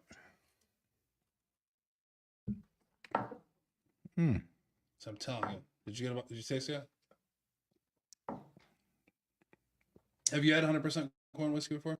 No. Or a corn bourbon whiskey? I don't believe so. Yeah, it's corny. No, it's. Oh my. No, it's like, I'm not a single grain guy, right? So, like I like Irish whiskey, but it's not my favorite. You know, single grain or like Or, and I don't like too many grains. I don't like the 4 grain stuff, but I forgot that it was 100% corn, but this definitely does not taste like anything I've had in a long time when it comes to corn. That's good. I like it. So go see him if it's out there. Buy Leather and Oak Spirits. Buy High Bank Distillery. Buy local. But don't forget about the great stuff in Kentucky. Sorry, I had to say that. How to come out. Buy local, but go to Kentucky. I'm sorry, Steve. I'm sorry. I love the old stuff. I love it. No. Yeah. No, that's right. We just really got into bourbon. So we went through a phase when we first met. We went through all the medical stuff, and it was like wineries. And now we're like, ugh, don't even want to taste it. And then it was meth, and then we did meth and Coke. And then we decided we probably had a problem. We should probably drink more. So we started drinking bourbon. Yeah, whiskey. I love that it's one of the fun things about bourbon whiskey is how many people are into it. Now it used to be like such an uncool thing, and now it's really still uncool, but more. Well, I'm amazed how different it is. I mean, the different the flavors and everything you get. And I'm not an expert on that. I just like drinking it. But there's so many different taste flavors. Variables. Yeah, variables. No, that is really cool. And even if you get like deep down in it, and something come from the same distillery and age like 5 feet from it, from the other barrel and can taste totally different. So Yeah. it gets kind of nerdy. Yeah. Not a cheap hobby, especially now in 2024. It's gotten Nothing's cheap in 2024. Yeah, but the bourbon is like adult baseball cards. You bought a baseball card. It's all baseball cards. No, I mean bourbon really is. It's Yeah, it's a way to you're right. put it. It's like it's adult baseball cards. Yeah. People are Rose is like going like this, like, look what he's got over here. You got stop, Rose. No, thank God nobody gets here. But no, it is like it definitely is. There's something that like you can open a pack, Yeah. get a home run. Ricky Henderson Yeah. card that you paid 15 cents for that's worth 125. Yeah. Like you can buy a bottle, or you used to be able to buy a bottle for like $95 that's worth 400, or now everything is Yeah. it's a different time. Mm-hmm.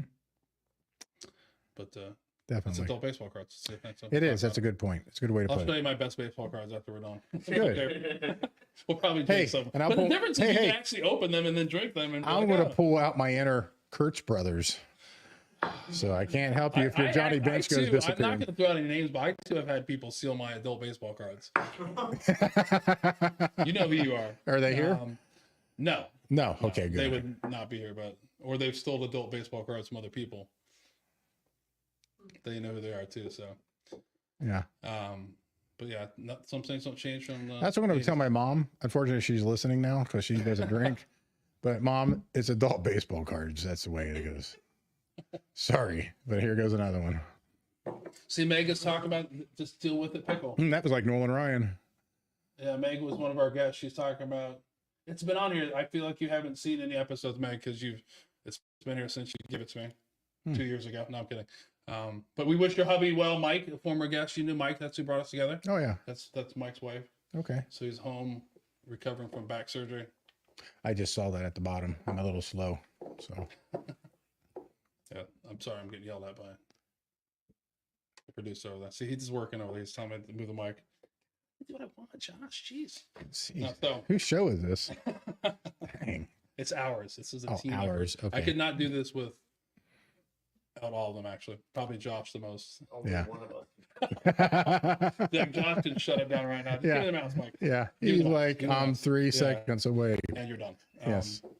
But no, it's all of ours, right? It's not even Yeah, my that's thing. cool. It really is for the guests that come on. It's true. It's like, the idea is to share your story, like I said before, and it's Yeah. I'd be nothing if you guys didn't have the courage to come on and the trust to come down here. And Yeah.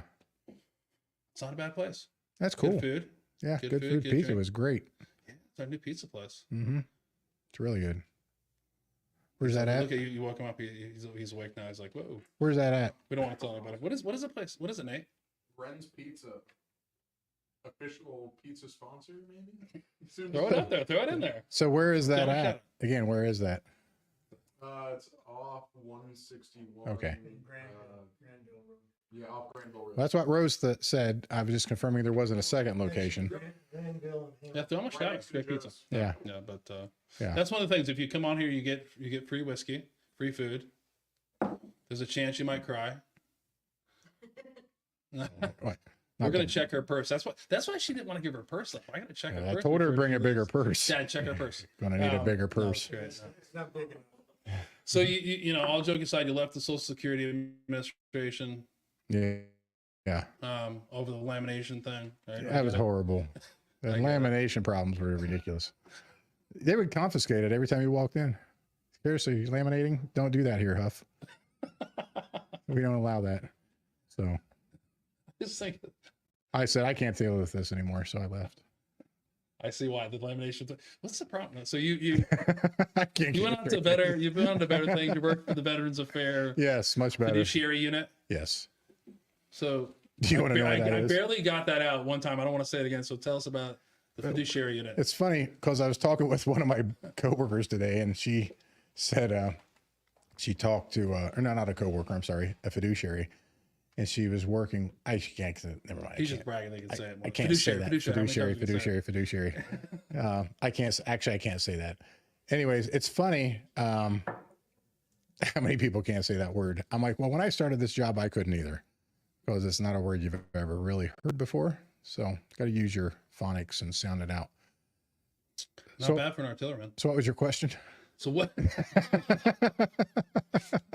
After how many years you've been there now? It's what 17. You can say fiduciary. That's I good. can say fiduciary. Yeah. So what? I passed the test So after a year. So I mean, you'll probably say it better. You'll explain it better than me, but basically, you're responsible for helping, getting benefits, or helping people that are. You're helping people that are helping veterans. So Explain it to me about it. Like, yeah, that sucked. So like I said fiduciary 4 times now, so yeah, you gotta you're tell me good. what it means. Yeah, right? that is not with the VAY. You're close. VAY, yeah. So how I like to describe it is, if a veteran gets VA benefits, monetary benefits, and they're not able to manage their money on their own for whatever reason, substance abuse, old age, your father. I'm about to be my dad's fiduciary. Okay. I'm about to be. So what we do is we appoint somebody once they're determined to be incapable. We'll appoint Shay to be your fiduciary. But no, what we see a lot of stuff, unfortunately, homelessness, substance abuse issues, Right. mental health. So we do work. We don't work for the Veterans Health Administration, work for the Veterans Benefits Administration, but we do work hand in hand with the social workers at the hospitals because we have a lot of mutual clients. But we appoint somebody to oversee their funds to make sure that they have housing and their needs are met and that they're not taken advantage of. Like I said, when I started, probably 80% of my job was World War II vets. I could not tell you when I saw one last. And their widows. And it's not pretty well, unfortunately, non-existent now. Yeah. So we're working, most of our vets are getting into the Vietnam age era. And then also some Iraq and Afghan vets dealing with trauma and stuff. But it's basically protecting their financial interest. Yeah, I never knew. Yeah. I never knew it happened. Like, Yeah. I was trying to make a joke about it, but I never knew like it really was a thing until. Yeah, it is. I just thought you wanted me to say the word, and I was like, "Is this real?" Say this look at word. Yeah. Say it 3 times fast, and then No, you'll but get then you'll it's get a bottle of important bourbon. So how does it get to that point where the fiduciary gets involved? Like, what is really the tipping point? Is that something that like a lot of a third times, person, like a family member comes up and says, "I want to, help." well, no, a lot of times is if the veteran is elderly and they're getting new benefits. Anytime you go through I think I'm not an expert on this, so if somebody wants to correct me, screw you. When you go through your CMP exam, one of the questions the doctor asks is about financial interest. And if it's deemed for whatever reason, cognitive impairment, substance abuse, homelessness, then that will probably trigger a fiduciary situation. Yeah. Yep. So your dad's safe for now. Maybe. Give him a couple more years. Mm-hmm. No, he's doing pretty well, except for not calling my wife back. But he's going to deal with that on his own. Yeah. No, that's not your battle. He poked the bear, and the bear was going to We see a lot of stuff, man. And it's actually, that bear won't bite you. She'll just leave. And you're yeah. Like, where did the bear go? When he calls me and he's my wife, my wife's going to be like, "Oh, Roger. Who is this? Didn't recognize this number. I got a new phone." He doesn't know that she deleted his number already. It's yeah. okay. She is driving, Dad, so you have time to run upstairs and call her and apologize. Because he was still blaming her as a few hours ago, but yeah, it doesn't ever work. Even if she's wrong, she's right. That's the way to do it. But anything else you want to talk about the fiduciary? Very good. You said it kind of funny, but that's okay. I know you did it on purpose. No, it's what I've done for 17 years. Yeah. I love working for the vets. As with any government job, it comes with the government job stuff. That's frustrating, but helping vets, it's like a therapy. When I get pissed off or aggravated with something I'm dealing with, sometimes it's like, well, look what's going on over here. So right, exactly. Yeah. So I did have that. So we'll talk, and we were making a joke about the word. I feel like it could be a better. better word, but no. Representative payee is what yeah, Social Security uses. But I think it's a great. I mean, it's. Yeah. I'm honestly like I love doing this, the research, because sometimes you find out things. I Mhm. never knew something like that existed. I never knew that there was an organization that was really looking out for it and trying to really Yeah. take care of what's going on. But so, you know, you talk about that. You've been working for the veterans for 17 years. Mhm. And you everybody can see it on the picture. I think you can, the Bruce. Yes. So we'll talk before we talk about the Bruce. So obviously, what do you think is your driving force of why you work so much to take care of veterans? Where, you know, your job, that a government job that really don't seem like you. It's your dream job, and, you know, and it started doing the Bruce thing. What would it drive you to put all your time into helping veterans? What would you say? Could be selfish reasons, could be the purpose, having a purpose. And I didn't know when I started the job if I would enjoy it, but serving vets, I think it's because we have an instant bond. I can walk into almost any situation, and I've dealt with veterans who are strung out, homeless, to veterans who are multimillionaires, and regardless, and everybody in between, you can connect with. You have similarities. You've been through similar life situations. It's just those choices you made have made a big difference. So, yeah, but I also, I feel I get a lot out of it myself, just being able to give back, even though I have my own personal struggles. And this is what I think a lot of guys do. Well, I don't have it as bad as that guy, so that's kind of that mentality. But just to give back and to try to help somebody avoid some of the mistakes or pitfalls that I've been through. I mean, that's what the Bruce is, leading into that. I'm sorry, but that's about serving the veterans. That's why I think I got that common bond. So we are ready to talk about the Bruce. Are we ready? Whatever you want. Well, we went a while. Let's talk. Rose is in charge, so no, she shakes her head. Rose is like, we're talking about the Bruce. I mean, talk about the Bruce. So he's got the shirt on. So what is the Bruce, everybody? We gotta. It's I'll give you the spiel from one off the website, but the Bruce WOD workout of the day. The Bruce workout of the day was designed to bring awareness to the issues of veteran suicide and post-traumatic stress disorder while raising funds to provide fitness scholarships to veterans. Funds are raised through the Bruce workout of the day events and donations. Funds are used to connect veterans with partner gyms that collaborate with the Bruce to provide a healthier outlet for veterans to achieve better physical and mental health. Yeah. I get that right off the website. Yeah, it's good because I wrote it, so that sounds good. Josh is getting slow about putting the slide out, the Bruce slide. So now no one can see us. So no, I'm kidding. No, but it's okay. I can dance. And but one of the big things. So why I saved this part about it, I went to the spiel about what it is. So why is it called the Bruce? Wow. Okay. How much time? How much time we got? Yeah. Well, first of all, on the slide, the picture immediately to the left of the Bruce logo, of the black and white picture, and the guy in the middle with the glasses, the blonde hair guy with the glasses, that is Bruce Cogley. He served on Hamburger Hill in Vietnam and was wounded in Vietnam. And we named the workout after him because, actually, I got to back up a little bit. So we started the chapter, the 101st Airborne Association, a couple years ago. We named it after Bruce Cogley, Sergeant Bruce Cogley, to honor him, because the purpose of our chapter was to bring awareness to veteran suicide and PTSD. Bruce actually took his life as a result of the trauma and his wounds from Vietnam on Hamburger Hill.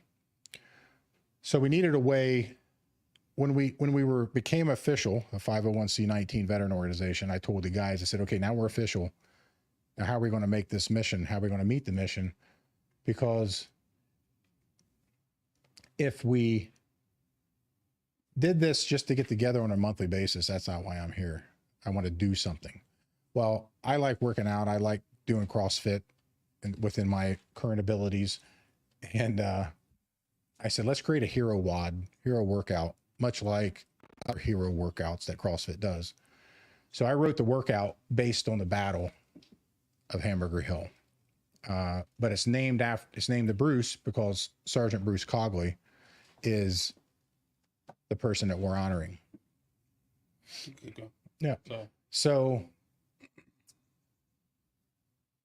the workout itself is meant to be difficult like any other workout at a CrossFit gym.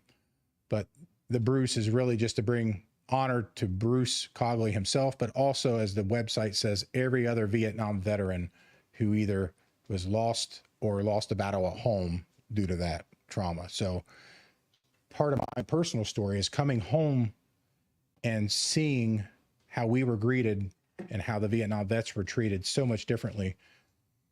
When I started designing and writing the website up and the purpose, it came back down to, okay, we're honoring Sergeant Cogley, but we're also going to, it's just like, it was a no-brainer. We're also going to add in every other Vietnam veteran who served. So that's a quick synopsis of why it's called the Bruce. Yeah. And so that's as quick as I get anyways. So the CrossFit is interesting. You talk about other workouts. So there's, I think one of the most famous ones is, hopefully you guys get this famous, is the Murph, right? Oh yeah. Yeah. So there's like, if you don't know about that, it's after Michael Murphy. Yeah, Michael Murphy is a SEAL that was, you know, pretty much everybody knows from the movie Lone Survivor. Yeah. Medal of Honor winner. But you know, if you look every Memorial Day they do. Most of them do it. Yeah. Yeah. I can tell you, I'm never going to do that. By the way, I've done it twice. It's not fun. One thing I've told myself a long time was like, there's no way I'm going to get into CrossFit. It's like I just feel like it was like, you watch people do that, and I'm like, I'll walk out. I'll be brought out in an ambulance. Everything will come apart. I'll be like, I can't even nowadays, like, you know, do yard work without feeling like I tore a labrum or anything like that. Yeah. So, but so that is that the goal? Is that is to get as big as the Murph? The goal is to reach as many veterans as we can. That's it. Nice. Period. And so we have 8 partner gyms now. I'm meeting with a gym next week who is very interested in being a partner and hosting an event. So that'll be 7 events this November here in Central Ohio. Yeah, I would love to be huge like the Murph, but the purpose isn't to be big. The purpose is to make lives better. Yeah. So that's really it. Yeah. No, you said it right the first time. Yeah. It's, I mean, it's a yeah, to a little part. I mean, and like, so so your events that you have now, like, what's your percentage? You know, what veterans or how many veterans are coming out as opposed to just civilians that come out and support? Well, right now, we're literally, this will be our second full year doing the events. Last year we had 2 gyms, well, 3, I'm sorry. 3 that did it, 2 kind of, well, we'll just say 3 did the event, and we raised funds. This year we'll be doing 7. It sounds like all hell broke loose upstairs. Yeah. I said dogs are on the line. So, sorry, I lost my train of thought. Yeah, you just started. You have some gyms. Okay, so we have a few gyms who want to host it this year, 7, 6, possibly 7. And out of those, it's not really, this is where it's interesting, because the workout isn't necessarily for the vets. The workout is for anybody. And the thing with CrossFit is most gyms, CrossFit is huge in its supporting veterans and first responders. So gyms have jumped on this pretty quick to support the cause. Veterans that we've supported in the last year, we've supported 3 vets who went through our program. We provide 3 months of their scholarships, you could call it, fitness scholarships, to pay for their membership for 3 months at one of our partner gyms. A goal would be to expand that to it doesn't just have CrossFit, but that's what I know right now. So that's what we're building the model on. It could be another gym, could be other type of situations, but we've connected with 3 veterans right now. I met a few weeks ago with a team at the VA to discuss how we can work alongside them, and they're very excited because it's kind of a missing piece into what they offer. They offer a lot of extracurricular activities for veterans, but there's that sample size of veterans who are like, I just want to get after it a little bit and I want to get out there and move. And this is a piece that's a little bit more aggressive than what they offer. So they're very excited. So we're set to do a second meeting with them here in the near future to see how we can bring it together and work alongside with their whole health team and see what that looks like. So what exactly is the workout then? The workout, it sucks. And I designed it. So, and everybody's like, you want to do it this year? I'm like, You're like, when you design something, you don't have to do it. yeah. How do you think you got here? I did it 700 times before I put it on paper. I've done it at home multiple times in different variations. And I'm like, it hurts either way. So the workout is based on the Battle of Hamburger Hill, which is a 10-day battle. It's not a 10-day workout, is it? No, it feels like it. You think your mowing hurt. Woo. No. So the battle was 10 days and it was at Hill 937, which is right here. Here. You almost had it. Yeah, I was like right here. Right. So the beginning of the workout is a 937 meter row. And then there's 10 rounds. And each round consists of 10 wall balls, 10 kettlebell swings, and 10 burpees. And it was all good until I thought I had wall balls and kettlebell swings. And I thought, yeah, let's just add one more thing. What can I add to this to make it a little bit more difficult? Apparently I'd been drinking because I said, let's just add 10 burpees per round. So that's a total of 100 kettlebells, 100 wall balls, and 100 burpees. And then you finish like you're coming down off the hill at 937 meter row. The average time is 33 to 34 minutes to completion. The best time, we'll give a shout out to Nick Fiorilli. I can always never pronounce his name. He's the owner of CrossFit 1808 Mount Vernon. Is like 20 and a half minutes is his time, which is insane. He's using small kettlebells, I think.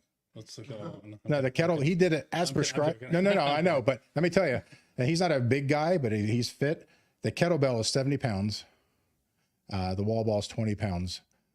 He has an advantage being a little smaller. I like to say this. He probably T-Rex arms are like the small. Well, it's the burpees. He's got a lot less further to go than I do. So that's a long ways down. So the workout is those 10 rounds with the rowing before and after. Yeah, it's pretty tough. It's my way to approach it with anybody is like, look, you scale it to whatever you're able to do. You're here to support a cause. You're not here to kill yourself. So scale it accordingly, weight wise, adjust whatever you need to adjust. But the key is these guys who fought this battle, they couldn't come off that hill. They couldn't quit. So don't quit. And there's like a 40-minute time cap. So if you get to that time cap, just keep working till you get to that time cap. And if you get to it, good for you. But don't quit in 20 minutes and say, this sucks, I'm not going to do this. Because those guys, they couldn't quit and come off the hill. Yeah. So there's a picture on our website. Well, maybe it's not. It's that picture of Bruce with his buddies around him. I think I have there's a post that's to be coming in about 15 minutes that has that on there. Yeah. Yeah. So, but that has a picture, and those guys were all, that's a few days before the battle. Yeah. Yeah. And it's again another movie that Nate has probably not seen of those Hamburger Hill. Yeah. Put that on your list of movies to see. Yeah. Yeah. And a couple guys in our actual vet chapter served on Hamburger Hill, and they'll be the first to tell you that is not even close to what it was like, meaning probably much worse than what the film depicts. So yeah, it was a very historic battle. Yeah. Yeah. So if you complete it in time, you get a T-shirt. What do you get? Just a pat on the back. You get nothing. I like to see you get nothing. You just get the personal satisfaction of completing a challenge. Well, your registration includes a T-shirt because people love T-shirts, and this is actually the T-shirt on the back. It's CrossFit Steel Courage out of Michigan. They were our first event outside of Ohio, okay, cool. And that's I'll be there Saturday. That's where Rose is from. Do not say anything about Michigan, please. I used to be able to talk mad shit about Ohio State, but my youngest son is now an Ohio State student, so I still can talk. Yeah, I can still talk. You can talk trash. She doesn't care because she will give it right back. But they did our first event outside of Ohio, so it's pretty exciting. Yeah. So everybody gets a T-shirt. Everybody gets a shirt, and it's thanks for showing up and good job. Yeah. So No first, second, or third place. It's just good job. So what's the most inspirational person you've seen do it? Uh, Or not finish, or just go at the Bruce? Like, can I confer with my? no, Okay. you're your own man. You can make your own answers. It doesn't have to be. Rose is not being. Did you hear that, Rose? Rose is not being interviewed. I don't have to talk to you anymore. I mean, you don't have to for another like 5 minutes or so. Yeah, then she's back. After that, you're on your own. Buddy. Yeah. No. Actually, in Michigan, the lady who was in Kuwait at 16 did it. Oh, cool. And yeah, that's a story, man. Yeah. So, which was amazing to know that I was part of her being here. I mean, part of the bigger picture, obviously, but yeah, and her outlook on life is so amazing. Yeah. That's awesome, man. Yeah. That's awesome. Yeah. What was your time? My time. Her time. What was her time? I don't know. Yeah. I don't know.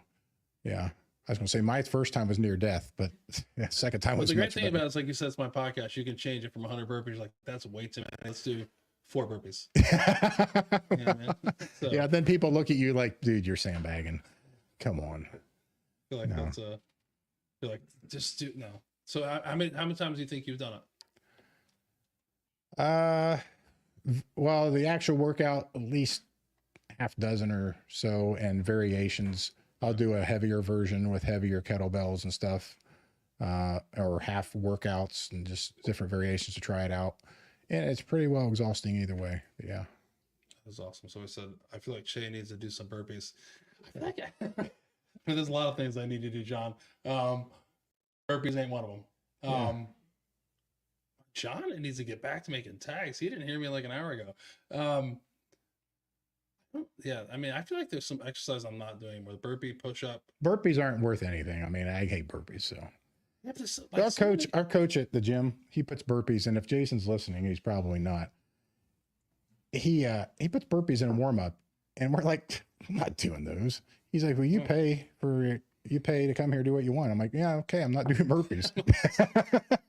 Just walk up and wipe it off the board. Yeah, that's a good. I want to try that next time. Just walk up and. I think I just feel like there's no need to, like. I mean, what do you need? What life event did I need to do a burpee? I call it the drop and flop. You just drop and drop and pop. You drop and try to pop back up. But at 53, the pop doesn't work anymore. So. You don't get back. That could mean something else too. Like, But everything we do is. I didn't think it would happen, but like you hit 50 and things change. Yeah, the whole year, like I was like, why is my dad such a wussy? Like, you know what I mean? And then you're like, oh damn, no, what happened? Yeah, my dad turned 50. I'm like, man, he is old. How did my dad get hurt doing that? And I'm like, how did I get a torn rotator cuff from putting in mulch? How did I hurt myself sleeping last night? What happened? How did I almost knock my front teeth out doing mulch? Yeah. Yeah, all those things that. Don't worry, Josh. I think what we should do though is like on the board, we have one board member that like always likes to brag how when he was younger he was like super fit, and he's been working out more. So I'm going to nominate today. I think Josh will be able to. Right there, the producer. We're going to nominate him to do the Bruce. That's cool. On behalf of team Portsmouth Patriots, because I ain't fucking doing it. But I mean, we could. I feel like that would be. I'm definitely not doing it. I'm gonna modify all kinds of stuff. Yeah. Like, here's what. You know what, guys? I'm Matt's just gonna not here. Fuck doing burpees. We're not doing burpees. Yeah. Let's make the kettlebells 15. No, but we're gonna. You doing it? You gonna do it? He just made it. He's a man of his word. We put the pressure on him. Yes. Just so you know, we're not liable for any injuries, illnesses, or fatal we're events. gonna figure it out. We're gonna make that. He'll do it too. He's gonna get jacked. He's the only single one now too, though. So He's safe. Are you the only single guy? You are. Well, to all the single ladies. After you do the Murph, I mean after the Bruce, we'll do the Murph. The Burf. The Burf is a different one. No, after the Bruce, we'll get him to do the Murph. He'll be all like. It'll be great. I don't think he's listening. He's not. He hears you, but he's not. He listening. just looked behind the big gigantic. It's like your wife. The 85-inch TV that nobody said we needed, which we really don't. Yeah. But looks good. But honestly, I want to thank you for this has been awesome. I've been looking forward to meeting you. Yeah. It's been good. It's been Appreciate a good it. conversation. And I really, from the bottom of my heart, thank you for being an open book and sharing some stuff. And Yeah. I think it's important. We have to. yeah, it is. And it does come from, I mean, it starts from everybody just not giving a shit and telling you how you feel and being real. I think that's a huge thing. So Yep. it comes to the part of the night that gets more and more difficult for me is we're going to actually we always honor a veteran who took their life. So it's crazy as I do this. It's like more and more, it's just sad to research and see stories of people that just didn't make the best decision. Yeah. Didn't get the help that they needed from people. So tonight we're going to honor another Army veteran. We're going to honor U.S. Army Specialist Alexander Michael Johnson, 21 years old. Alex took his life on July 12th, 2016, near the Belton Lake Outdoor Recreational Area in Belton, Texas. Alex was born December 30th, 1994 in Brandon, Florida. After graduating from high school in 2013, Alex enlisted in the United States Army as an AH-64 Apache attack helicopter repairer. Alex was assigned to the 615th Aviation Support Battalion, 1st Brigade, 1st Cavalry Division at Fort Hood, Texas. After graduating from Advanced Individual Training at Fort Eustis, Virginia, Alex's award and decorations include the National Defense Service Medal and the Army Service Ribbon. Alex was a member of the Highlands Church of God and the American Legion. Alex was an avid outdoorsman and had a strong love for God, country, and family. Alex was survived by his father, Michael, stepmother, Sabrina, mother, Myra, stepfather, Bradley, sisters, Kaylin, paternal grandparents, Cecil and Terry, maternal grandparents, Michael and Molly, fiance, Samantha, and numerous other relatives and friends. And again, like I said earlier, if you or anyone you know is in crisis and might be considering suicide, please contact the Veterans Crisis Hotline at 988 or 1-800-273-8255 and press 1, or text 838-255, or you can chat online at veteranscrisisline.net/chat. So again, I want to honestly, from the bottom of my heart, thank you for coming on. Yes. Thank you for having the courage to come down here, come to guys you never met, and share your story. It's super important. And it means the world to me. It really does. Appreciate it. Well, thank Thanks you. for bringing Rose. She's okay. We'll find out after. But You may never hear from me again. yeah, you might not. This is my last time you see him. You can use this as evidence. But one of the things I did want to highlight, we didn't have time to post it, but if you've been following Pours with Patriots group and page, I've been hitting you up hard with @everyone's, because guess what? June is PTSD Awareness Month. It's one of the things that's one of our core values. So please remember that. Look at those things. Share your stories as we're posting it. But it is an important month to remember. And a lot of people are going through or suffer from PTSD. I don't like to say the D, but the PTS. But Yeah. you got to remember, you don't have to be a veteran like us. You could PTS, as if we've been talking here on the page for the past couple of weeks. It can come on from a car accident. Sexual assault, trauma, all kinds of things. So it isn't just a veteran type thing. So Right. It's for everybody. I remember that. So it is June Veterans or PTSD Awareness Month. So sorry if I'm hitting everybody up with the @everyone tag, but again, I'm not sorry. It's an important month, and It's all good. I promise I won't do it again until June of 2025 when we do it. So sorry if I'm blowing up your Facebook. But again, I do want to thank you for coming on. Yeah. I do have something for you. Oh, we do it now? You're gonna wait. I have something for you. We use it off camera. You want to do it on camera? I can do it on camera. I don't care. You want to do yours? We always do ours off camera. Guys, cue the stripper. Wait, They're no. lined up in the back here. They've been out there. They're ready They're to come here. a little chilly. No, it's nothing like that. Not yet. But if you want No, to, we can do it after. That's fine. No worries. well, it's up to you. It's just your gift. Okay, cool. All right, cool. I always like gifts. Yeah, I didn't have to do the Bruce, and I got a shirt. Yes. Yes. That's right. I did 100 burpees. Everybody, 100 burpees. Yeah. It doesn't count if it's Nice. over a year. Goes with my eyes. I like it. Thank you very much. too big for you, Josh. We have a gift for you too. I always want to give the gifts on camera, but Josh has actually said no. We have more whiskey. Where? For you. Dude, Because he needs more. for everybody. We'll share that if you come. If you Actually, come on there, you can try. It's for the crew. It's for the crew. Everyone, Yes. except for all the guests. Like everything that everybody shares with, except for the T-shirt. No one's sharing that. I'm keeping the T-shirt. No, keep that over there. They're not gonna get that.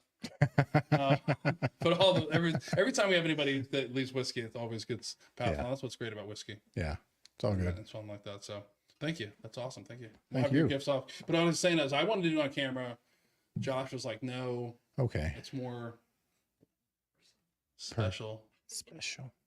when we do it in private. It's all good. So I don't know if we can do it because Rose is here. So she's running all kinds of stuff. Who brought Rose? What's going on? I mean, she drinks whiskey with ice. I gotta drive home I mean, with did her. you know that? I gotta go home with her. I know. Okay, that's It's a good thing. That's a good thing. it So, is good. Again, I do honestly, man. Thank you for coming on. Thank you for sharing Yeah. the story. Thank you for having the courage to tell the truth. Yeah. It means a lot to me, and, Yeah. hopefully it's inspirational to the people that are listening. And Yep, that's what it's I'm about. glad you're still around, man. And Yeah. like I said earlier, if you ever need to talk, you don't want to talk to the small little nerdy doctor. I think you called him that pretty much. No, he's a cool guy. Yeah. Yeah. We're The always first here, time I saw him, I thought that, but then I met him. Yeah, I didn't realize he's pretty cool. he's pretty cool. But yeah, so that's it. I just one last thing. We'll see everybody in a couple weeks. We're pretty much filled up, so we'll see everybody in a couple weeks. We're going to be joined by another Army guy. I love having Army guys on. I love looking at this and seeing a lot of Army guys. I don't have to get stressed out until about August. Because when it says the Air Force guys come USA, in. USA. Yeah, USA, yeah. Yes. Yeah. So we'll be here in a couple weeks. June 27th with Dave Stewart. October 10th and 24th is still open. So have the courage that Matt had. You get really good food, Yeah, great pizza. great whiskey, Good whiskey. Great whiskey. good pictures. I haven't seen tonight's yet, but I think he'll do a good job on the pictures. Don't look at the camera. We have the number one picture guy here today. You're lucky. But most importantly, in all honesty, is you get to share your story. And like we said before, every veteran's story is important. Yeah. That's my whole goal here. So we'll see everyone in a couple weeks. Thanks for coming on. Thanks, man. Take care. Appreciate it.